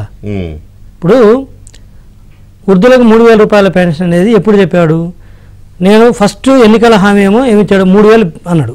తర్వాత రాగానే పెంచుతూ పోతున్నాడు. పెంచుతూ పోతున్నా కూడా నీకు మొన్న జనవరి కావాలి 3,000 రూపాయలు, పోయిన జనవరికి ఈ సంవత్సరం 250 రూపాయలు అదనంగా వాళ్ళకి ఇవ్వాలి. అంతకుముందే 2,250 అది 2,500 ఇచ్చాడు. సో అది ఫెయిల్యూర్. ఇక వచ్చేసరికి మోస్ట్ కామెడీ ఏంటంటే 5 లక్షల నుంచి 25 లక్షలకి ఒకేసారి 5 times అంటే 20 లక్షలు అదనంగా పెంచాడు. నీకు నిజంగా ఇచ్చే ఉద్దేశం ఉన్నాడైతే ఓ 5 నుంచి ఒక 7, 8 పెంచుతాడు. 10 పెంచు నిజంగా ఇచ్చే ఉద్దేశం అంటే. ఇది ఎందుకంటే మొత్తం ఇప్పుడు 2,000 కోట్ల రూపాయలకు పైగా ఈరోజు ఆరోగ్యశ్రీలో బిల్లులు పెండింగ్ ఉన్నాయి. ఏది ఆల్రెడీ ఉపయోగించుకొని హాస్పిటల్స్కి బిల్లులు కట్టకుండా మోర్ దాన్ 2,000 crores 2,000 కోట్ల పైన రూపాయలు బిల్లులు పెండింగ్ పెట్టినారు. వాళ్ళ హాస్పిటల్స్ వాళ్ళు హలో లక్ష్మణ అంటే తిరుగుతారు. తిరిగి చివరికి మేము వైద్యం చేయము అని చెప్పేసి లెటర్స్ కూడా ఇవ్వడం జరిగింది ప్రభుత్వానికి. కాళ్ళు గడ్డాలు పట్టుకుని ఒప్పించుకున్నారు వాళ్ళని. బాబా మీకు ఇస్తామని చెప్పేసి ఇవ్వలేదు, ఒప్పించుకున్నారు. కొంతమందిని భయపించారు. మన బతుక్కి 5 లక్షలకే 5 లక్షలు ఇస్తామన్న దానికి 2,000 కోట్లు పెండింగ్ పెట్టినావు నువ్వు. ఇప్పుడు 25 లక్షలు ఇచ్చి వైద్యం చేపిస్తుంటే నమ్మాలంటే ఎవరి చెవుల్లో పూలు పెడతావు నువ్వు? అది కూడా కాపీ. నిన్న రేవంత్ రెడ్డి గారు సీఎం అయిన తర్వాత తెలంగాణలో 5 లక్షల నుంచి 10 లక్షలు చేశాడు. అది చూసి ఆయన కాపీ మోహన్ రెడ్డి గారు కాపీ చేసి పడేశాడు. అరే ఆయన రేవంత్ రెడ్డి రేవంత్ రెడ్డి 10 చేస్తే నేను 5 చేయాలి కదా, నీదేం పోయింది? ఇచ్చే ఉద్దేశాలు నీది వచ్చే ప్రభుత్వం అయితే ఉంటుంది, ఇది ఇంప్లిమెంట్ చేయడానికి ఎన్నికలు వస్తాయి, ఎలక్షన్స్ కూడా అయిపోతాయి, నువ్వు ఇంటికి పోతావు. ఇంకా నువ్వేంది అప్పుడు చెప్పుకుంటావు నేనున్నప్పుడు 25 లక్షలు ఇచ్చేవాడిని నేను చెప్పేది, ఇచ్చింది లేదు సచ్చింది లేదు. ఇది కూడా కాపీ. నేను తెలంగాణకి ఏమైనా చేయకపోతే అది కూడా గుర్తొచ్చేది కాదు. నువ్వు ముందు పాతయ్య కట్టవయా, నువ్వు పాతయ్య కట్టు స్వామి, నువ్వు ముందు 2,000 కోట్లు కడితే కొత్త వాళ్ళు వైద్యం చేసుకుంటారు. 5 లక్షలు వస్తే చాలు. ఇప్పుడు అది కూడా దిక్కులేదు, 5 లక్షలకు కూడా దిక్కులేదు. రెండోది ఏం చెప్తాడు కామెడీగా, డిఏలు ఎంట కేంద్ర ప్రభుత్వ ఉద్యోగులతో సమానంగా ఇవ్వాలంట. మన బతుక్కి మొన్న పిఆర్సీ వేస్తే ఇంతవరకు ఐఆర్ ఇవ్వలేదు. జూలైలో పిఆర్సీ వేస్తే ఉద్యోగస్తులకి ఇంతవరకు ఐఆర్ ఇవ్వలేదు. 8 డిఏలు పెండింగ్ పెట్టుకొని కూర్చున్నావు. ఓకేనా? ఆయన చెప్పిన ఇంతకుముందు మేము వేసిన పిఆర్సీకి సంబంధించి ఐఆర్ ఇస్తే మనం వచ్చి 27% మేము ఐఆర్ ఇచ్చిపోతే దాన్ని 20% తగ్గించినావు. నువ్వు ఇచ్చిన దాన్ని తగ్గించినావు. పిఆర్సీ వేసి కొత్త ఐఆర్ ఇవ్వలేదు. పెండింగ్ డిఏలు 8 ఉన్నాయి. నువ్వు మళ్ళీ కేంద్ర ప్రభుత్వ ఉద్యోగులతో సమానంగా ఇవ్వాలంట. ఎంత బిల్డప్ ఇది! ఏమో పెద్ద ఆదుకుంటున్నట్టుగా చేస్తున్నట్టుగా. ఇంకోటి ఎంత ఈ మధ్య వరదలు వచ్చింది తెలుసు కదా, వరదలు రావడం వల్ల ఇంత నష్టం జరగలేదు. ఎందుకు జరిగిందంటే రెండో నష్టం అక్కడ పొలాలు మొత్తం లక్షల ఎకరాల పొలాలు నాశనమైనాయి కదా. రీజన్ ఏంటంటే నీళ్లు పొలాలు లేకొచ్చినప్పుడు పక్కన కాలువలు ఉంటాయి, చిన్న కాలువలు. ఆ చిన్న కాలువలు ఆనుకొని పెద్ద కాలువలు ఉంటాయి. నీళ్లు ఏమవుతాయంటే చాలా వరకు ఆ చిన్న కాలువలు పెద్ద కాలువలకు వచ్చి నీళ్ళు వెళ్ళిపోతాయి. అయినా కూడా కొంత నష్టం జరుగుతుంది. కానీ ఇంత భారీ స్థాయిలో ఎప్పుడు నాకు తెలిసినంతవరకు జరగలేదు. ఎందుకు జరిగిందంటే ఆ కాలువలో గఫూర్ సార్ మొత్తం గుర్రపు టెక్క మొత్తం కలుపు తీసిన పాపాన పోలేదు. ఎక్కడైతే చిన్న కాలువలో పెద్ద కాలువలో మొత్తం గుర్రపు టెక్క అంతా పెరిగిపోయి అంత మట్టి అంతా ఉండిపోయిందో పొలాలు లేకొచ్చి నీళ్ళు బయటికి పోలేదు, వాటర్ ఆగిపోయింది. ఎక్కడిదక్కడ ఆగిపోయేట్లేదు సార్. మొత్తం నాశనం సార్, మొత్తం నాశనం సార్. నట్టేడ ముంచేశాడు ఈ మనిషి. ఎంత అవుతాయో నీకు తిప్పి కొడితే మొత్తం స్టేట్లో ఉన్న మొత్తం కూడా నీకు ఆర్డబ్ల్యూఎస్ వాళ్ళకు ఇరిగేషన్ వాళ్ళకి ఇచ్చేస్తే నీకు మొత్తం తిప్పి కొట్టిన కూడా 1,000 కోట్ల రూపాయలతోటి అది అయిపోద్ది కదా. ఇచ్చారు లాస్ట్ ఇయర్ టెండర్, గుర్తుందో లేదు, మీ డిబేట్లో డిస్కస్ చేశాను. టెండర్లు ఇచ్చి ఏం చెప్పారంటే గుర్రపు డెక్కలు ఇవన్నీ తీసేసేయండి, బిల్లులు ఇవ్వకపోతే మీరు కోర్టుకి వెళ్ళకూడదు అని ఒక కండిషన్ పెట్టి ఒక టెండర్ ఇచ్చారు సార్. టెండర్ అప్లికేషన్లో లాస్ట్ ఇయర్ ఇస్తే ఎవరు కాంట్రాక్టర్లు ముందుకు రాలే, డబ్బులు ఇవ్వడంట, ఇవ్వకపోతే కోర్టుకి వెళ్ళకూడదంట. అంటే నువ్వు దాని అర్థం ఏంటి? మీరు ఎవరు వర్కులు చేయొద్దని నువ్వే చెప్పిన ఇండైరెక్ట్ గా. చేసినా డబ్బులు ఇవ్వను అని చెప్పి డబ్బులు ఇవ్వని చెప్తే ఇంకెవడు వస్తాడు? ఈ రోజు రైతుల్ని నట్టేయడం ముంచేశాడు. అసలు రైతు అనే వ్యక్తి రాష్ట్రంలో ఉన్నారు, వాళ్ళది కూడా ప్రాణమే. నీకు నీ వ్యాపారంలో సాయంత్రానికి రూపాయి తేడా వచ్చినా కూడా ఎమ్మెల్యేలను ఎంపీలను లెక్క చేయకుండా కొట్టి మరి వసూలు చేసుకుంటారే. మరి రైతు పరిస్థితి ఏంటి? మరి పెట్టుబడి పెట్టి పొలంలో పాపం ఆయన శ్రమ వాళ్ళ పెట్టుబడి మొత్తం బూడిదల పోసిన పన్నీరైందా? నీకేమన్నా ఇంత ఉందా?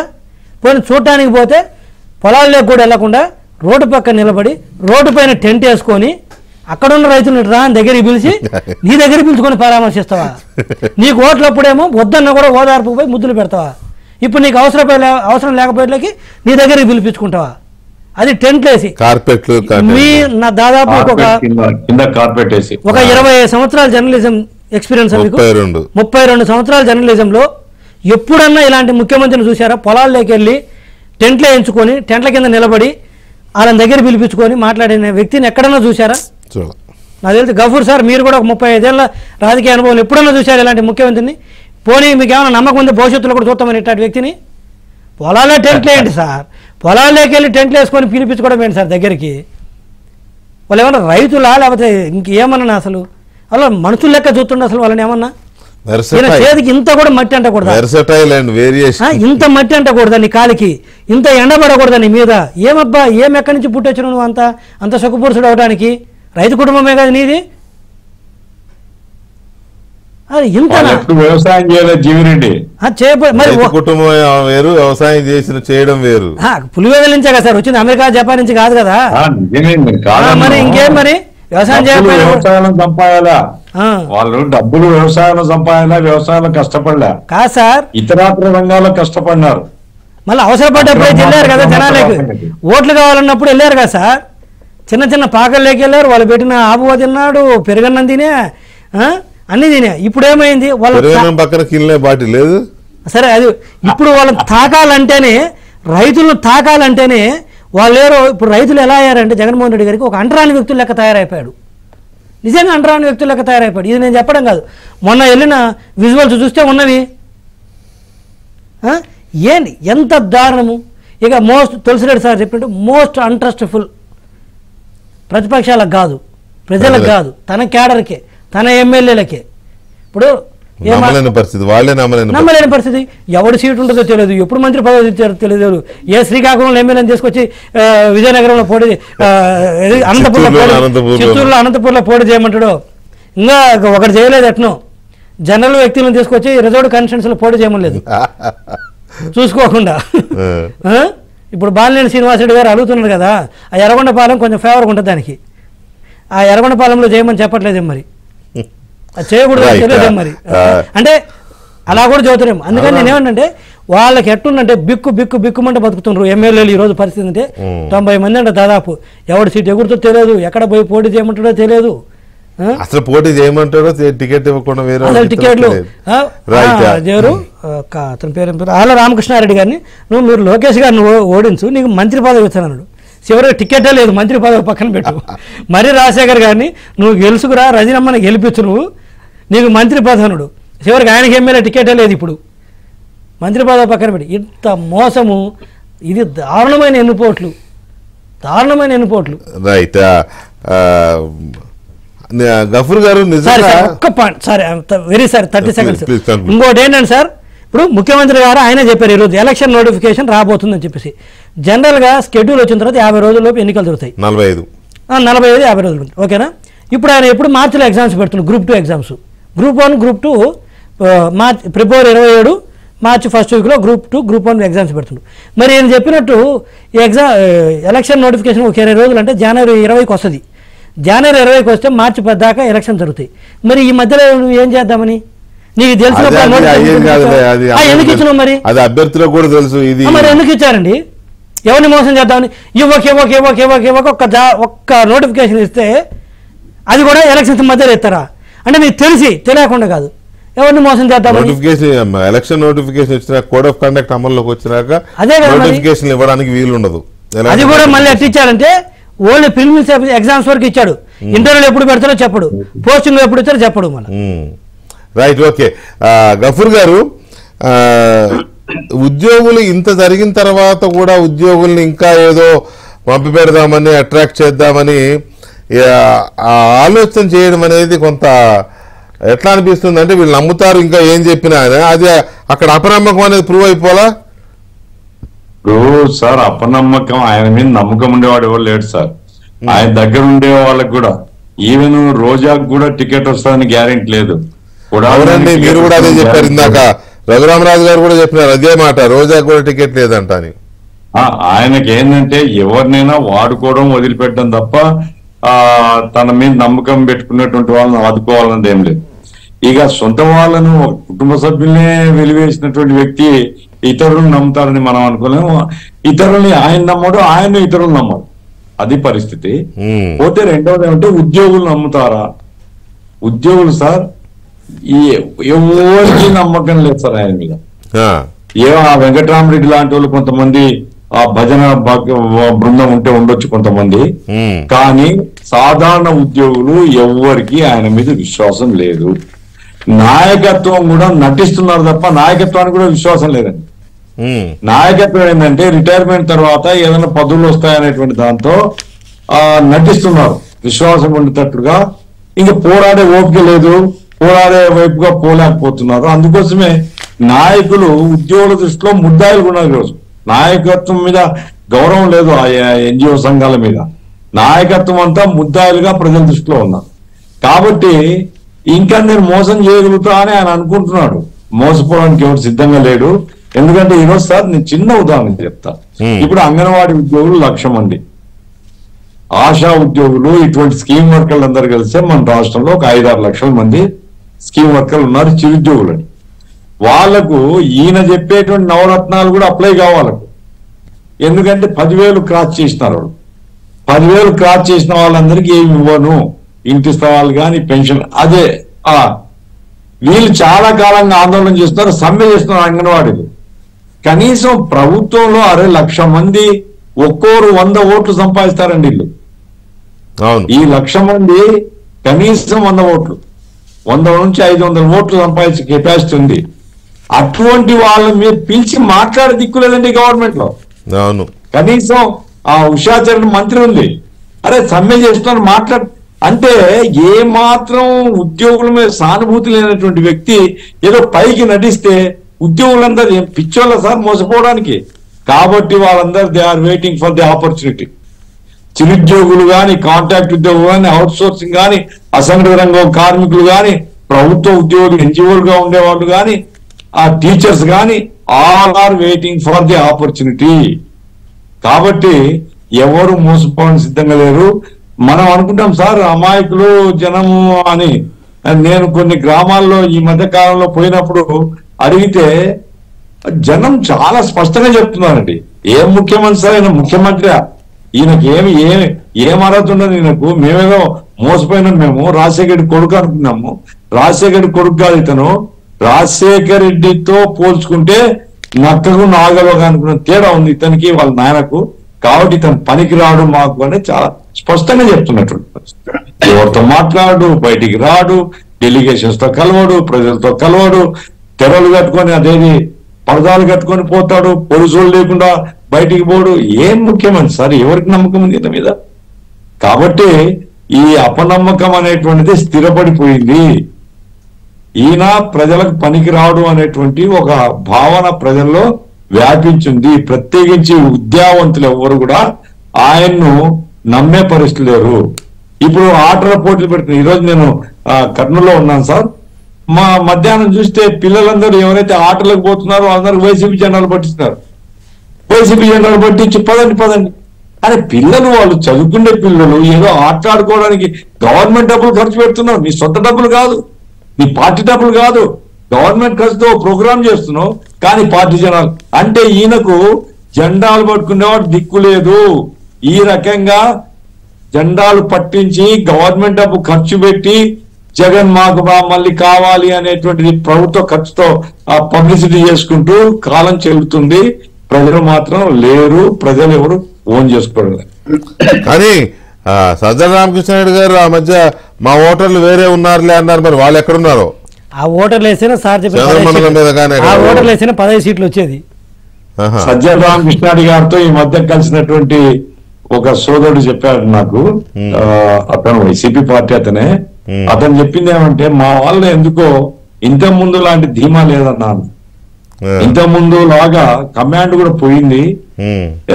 ఏమో ఇంకా మనం చేసిన కాడికి చేసినాం అబ్బా, మనం ఏం చేస్తాం అని అంటున్నాడు. సజ్జల రామకృష్ణ మామూలుగా అట్లనే మనిషి కాదు అంటున్నాడంటే వాళ్ళకి ఆ సిగ్నల్స్ ఉన్నాయనేది నేను. Okay, right. తులసిరెడ్డి గారు మీరు చెప్పండి, ఆరోగ్యశ్రీకి సంబంధించి ఇప్పుడున్న పొజిషన్ ఏంటి? ఈయన ఇవాళ క్యాబినెట్ చెప్పినట్టుగా 25 లక్షలు ఇస్తాననేది సాధ్యమయ్యే పనేనా? అసలు అది చేసే ఉద్దేశంతో అన్నారా, లేకపోతే ఏదో ఒకటి వదిలితే అలా కొట్టుకుంటా ఉంటుందా జనంలో అనే ఉద్దేశంతో చేసిందా? మీరు చెప్పినట్లు ఈరోజు క్యాబినెట్ లో 2 బిస్కెట్లు వేయడం జరిగింది ఓట్ల కోసము. 1 పెన్షన్ల పెంపు, 2 ఆరోగ్యశ్రీ పరిమితి పెంపు. ఇవి ఏ మేరకు ఉపయోగపడతాయని మనము విశ్లేషిస్తే ముందు పెన్షన్లకు వద్దాం. పెన్షన్ల పెంపు గురించి మేనిఫెస్టో ఏం చెప్పారు? అవ్వాతాతల పెన్షన్ 3,000 రూపాయలకు పెంచుకుంటూ పోతామన్నారు. సరే, ఓకే, రేపు జనవరి నుండి పెంచుతారు. అవ్వాతాతలు ఏమనుకుంటారంటే రేపు ఏ గవర్నమెంట్ వచ్చినా పెంచుకుంటూనే పోతుంది, ఏం తగ్గించదు. ఎప్పటికీ వచ్చేసి కాస్ట్ ఎస్కలేషన్ ఉంది. ఇప్పుడు 3,000 వస్తుంది. మళ్ళీ ఏ ప్రభుత్వం అధికారానికి వచ్చినా అది గ్రాడ్యువల్ గా పెరుగుతూనే ఉంటుంది. కాబట్టి ఇది ఏం పెద్దగా వచ్చేసి వాళ్ళకు అది ఆకర్షణ నుండి కాదు. ఎందుకంటే ఏ ప్రభుత్వం వచ్చినా పెంచుకుంటూ పోతుంది అనేది తెలుసు. కాబట్టి అది ఆ బిస్కెట్ ఏం ప్రతి సంవత్సరానికి 250 ఇంక్రిమెంట్ వస్తుంది అనుకుంటారు వాళ్ళు. కాస్ట్ ఎస్కలేషన్ అన్నట్టు పెరుగుతుంది. ఏ ప్రభుత్వం వచ్చినా చేస్తారనేది అది అవ్వాతాతల యొక్క అనుభవం కదా. వాళ్ళు వచ్చేసి వయసు రీత్యా అనుభవం కాబట్టి వాళ్ళకి తెలుసు. కాబట్టి అది పెద్దగా ఆ బిస్కెట్ ఏం పనిచేయదు. ఇక రెండవది ఆరోగ్యశ్రీ. ఆరోగ్యశ్రీకి సంబంధించి ఫండమెంటల్ గా ఇది వైకాపా పథకం కాదు, ఇది కాంగ్రెస్ పథకం. ఇది 2008లోనే కాంగ్రెస్ ప్రభుత్వం వచ్చేసి ఆరోగ్యశ్రీ పథకాన్ని రాజీవ్ ఆరోగ్యశ్రీ రాజీవ్ ఆరోగ్యశ్రీ దాని పేరు మార్చాడు. కాబట్టి నంబర్ 1 అది. రెండవది వచ్చేసి ప్రస్తుతము జగన్మోహన్ రెడ్డి పాలనలో దాని ఆరోగ్యశ్రీ అనే బదులు అనారోగ్యశ్రీ అంటే అది కరెక్ట్ గా సరిపోతుంది. కాబట్టి దానికి ఇప్పుడు జగనన్న అనారోగ్యశ్రీ పెట్టింటే దానికి బాగుండేది. ఇప్పుడు ఎందుకంటే ఆరోగ్యశ్రీ కింద ఉండేటువంటి నెట్వర్క్ హాస్పిటల్స్ 5 లక్షల రూపాయల వరకు ఉండేదానికే వాళ్ళకు పెండింగ్ బిల్లు వచ్చేసి ఇవ్వకుండా 6 నెలల ఉంటే సంవత్సరం ఉంటే ఇవ్వకుండా వాళ్ళకు సిబ్బందికి జీతాలు లేని పరిస్థితి, కరెంటు ఛార్జీలు కట్టిన పరిస్థితి, మాకు వచ్చేసి వాళ్ళు అది ఇవ్వకుంటే లెటర్ కూడా రాశారు. తర్వాత ప్యాకేజీ పెంచాలా, ఎప్పుడో 5-6 సంవత్సరాల కింద పెంచింది, ఇప్పుడు పెంచలేదు. కాబట్టి ప్యాకేజీ పెంచలేదు, పెండింగ్ బిల్లులు ఇవ్వలేదు అని నెట్వర్క్ హాస్పిటల్ చేర్చుకోవడం లేదు. కాబట్టి ఇప్పటికే 5 లక్షలు ఉన్నప్పుడే ఆరోగ్యశ్రీ అనారోగ్యశ్రీ అంటే ఇప్పుడు ఏదో అమ్మకు అన్నం పెట్టని ప్రభుత్వుడు పిన్నమ్మకు బంగారు గాజులు చేస్తా అన్నట్లు 5 లక్షల రూపాయల వరకే ఆరోగ్యశ్రీని అనారోగ్యశ్రీ చేసినటువంటి ముఖ్యమంత్రి ఇంకా 25 లక్షల రూపాయలు చేస్తామంటే ఎవరు నమ్ముతారు? అమ్మకు అన్నం పెట్టని ప్రభుత్వుడు పిన్నమ్మకు బంగారు గాజులు చేస్తా అంటే ఏ విధంగా నమ్మరు? ఇది నమ్మరు. ఇంకొకటి, నాది కాకుంటే కాశీ వరకు దేక్తా అని, నేను వచ్చేది కదా ప్రభుత్వం వస్తే రాదు కాదు కదా, కాబట్టి నాది కాకుంటే కాశీ వరకు దేక్తాను అంటకూడదు. ఆ విధంగా అది దాంతోనే ఇది అయ్యేది కాదు పోయేది అంటే అబ్నార్మల్ గా 5 నుండి 25 మారుస్తే ఎవరైనా నమ్ముతారా? బొంకరా పొలిగా అంటే టంగుటూరి మిరియాలు తాటికాయ అంత అన్నమాట. ఏదో కొంచెం పెద్ద మిరియాలు వచ్చి 9 మిరియాల కంటే కొంచెం పెద్ద సైజ్ అయితే అర్థం ఉంది. ఒకేసారి తాటికాయ ఎంత అంటే ఎవరైనా నమ్ముతారా? కాబట్టి ఆయనకు ఆరోగ్యశ్రీ ఆ పెంచడం వచ్చేసి ఏమాత్రం ఉపయోగపడదు. ఇంకా ఆరోగ్య సురక్ష అని చెప్పాడు. ఎక్కడో కాదు, ఆయన నియోజకవర్గము వేంపల్లిలో 50 బెడ్ హాస్పిటల్ ఉంది. నేను ఉండే ఊర్లో ఆయన నియోజకవర్గము. ఇక్కడ 12 మంది డాక్టర్ పోస్టులు ఉంటే 8 వేకెంట్. 12 డాక్టర్ పోస్టులకు 8 వేకెంట్. ఇంకా ఆరోగ్య సురక్ష ఏ విధంగా ఉంటుందో దాన్ని బట్టి తెలుస్తుంది. సొంత నియోజకవర్గంలో 50 బెడ్ హాస్పిటల్లో 12 మందికి 8 వేకెంట్ గా ఉంటే ఎక్స్రే ప్లాంట్ వచ్చేసి మూలబడే ఉంది. కొత్తది కొన్నారు, ఆ మూలబడేశారు. తర్వాత వచ్చేసి రింగర్ లాకెట్ లేదు, మెడిసిన్స్ షార్టేజ్ ఉంది, కాబట్టి డాక్టర్స్ షార్టేజ్ ఉంది. ఈయన పోయి ఇంటింటికి వైద్యం ఇస్తారంట. హాస్పిటల్కి వచ్చిన వాళ్ళకి వైద్యం ఇస్తానికి దిక్కు లేదు, ఇంటింటికి వైద్యం ఇస్తారంట. దానికి ఆరోగ్య సురక్ష అంట. కాబట్టి ఇంకా ఏదో వచ్చేసి ఇంకా కేబినెట్ మీటింగ్ పెట్టాం కాబట్టి ఏదో ఒకటి చేయాలి కదా, అజెండా రాయాలి కాబట్టి రాశారు తప్ప దానివల్ల ఏమాత్రం వచ్చేసి ప్రయోజనం ఉండదు. అంటే ఇప్పుడు హాస్పిటల్స్ అసలు పేషెంట్స్ ని అలో చేయట్లేదు కదా. ఎవరన్నా పేషెంట్ హడావుడిగా ఎమర్జెన్సీలో వెళ్ళి లేకపోతే ఏదన్నా జబ్బుతో వెళ్ళి ఆరోగ్యశ్రీ అంటే చాలు వాళ్ళు లేదు అవైలబుల్ లేదని వెనక్కి పంపించే పరిస్థితి కదా కనబడుతుంది, మనకు చూస్తున్నాం. ఇప్పుడు ఈ క్యాబినెట్ సమావేశం తర్వాత హాస్పిటల్స్ కి పెండింగ్స్ క్లియర్ చేస్తేనే కదా 25 లక్షలైనా 25,000 వాళ్ళు అలో చేసేది. ఆ పెండింగ్స్ క్లియర్ చేయడం ఎక్కడ అవుతుంది? అది కరెక్ట్. కాబట్టి దానివల్ల ఏం కాదు. అన్నిటికంటే లాస్ట్ ఒక్క మాటే, ఆ ఇళ్లకు సంబంధించి ఇది పులివెందుల నియోజకవర్గంలో పులివెందుల టౌన్ కు సంబంధించి Jagananna housing layout Pulivendula sanction చేసింది 7,073 ఇల్లు, కంప్లీట్ అయింది 5 ఇల్లు. 5 ఇది వాళ్ళు ఇచ్చినటువంటి అధికారులు ఇచ్చినటువంటి వివరాలు మన ఇటీవల నేను తనిఖీ చేసే. ఇంతకంటే ఏమన్నా అవసరం? ఇంకా 7,073 ఇల్లు ఎక్కడ శాంక్షనింగ్ కంప్లీట్ అయింది 5. ఎక్కడో కాదు ఆ నియోజకవర్గంలో ఎక్కడో కాదు పులివెందుల టౌన్. ఇంకా ఈయన గురించి ఇంకా ఎక్కువ డిస్కస్ చేయాల్సిన అవసరం లేదు. చూసినారు అదేమంటే తులసిరెడ్డి ఏడుతున్నాడు, గఫూర్ ఏడుతున్నాడు, వెంకటరెడ్డి ఏడుతున్నాడు, వెంకటకృష్ణ ఏడుతున్నాడు అంటాడు. మళ్ళీ అది అని చూపిస్తే సరే. ఎనీవే మనం ఇట్లా ఏడుస్తానే ఉందాం ప్రజల కోసం. ఇది ఎట్లుందంటే ఇప్పుడు తులసిరెడ్డి సార్ చెప్పింది అదే ఇల్లుది. ఒకడు కూడా వెనకటికి కంచులో చేసే దొంగతనానికి కాళహస్తి నుంచి వంగి నడిచాడంట. అసలు విషయం అడుగుదాం అనుకుని మర్చిపోయా. టంగుటూరులో మిరియాలు ఉంటాయా? సైజు ముఖ్యం. అట్లా కంచెలు చేసే దొంగతనానికి కాళహస్తి నుంచి వంగి వెళ్ళిండంట. ఏదో పెద్దగా కొట్టేద్దామన్నాడు. అట్టుంది ఎన్ని చేసే కథలు. నడుము పడిపోయి అదే ఇంప్రెషన్ ఏదో పెద్ద అన్నట్టుగా ఇట్లా ఉంది చేసే పనులన్నీ. Right sir, right. వెంకటరెడ్డి గారు, తులసిరెడ్డి గారు, గఫూర్ గారు, థ్యాంక్ యూ వెరీ మచ్ అండి చర్చలో పాల్గొన్నందుకు. ఇది వాళ్ళ డిబేట్. మళ్ళీ రేపు కలుద్దాం. శుభరాత్రి.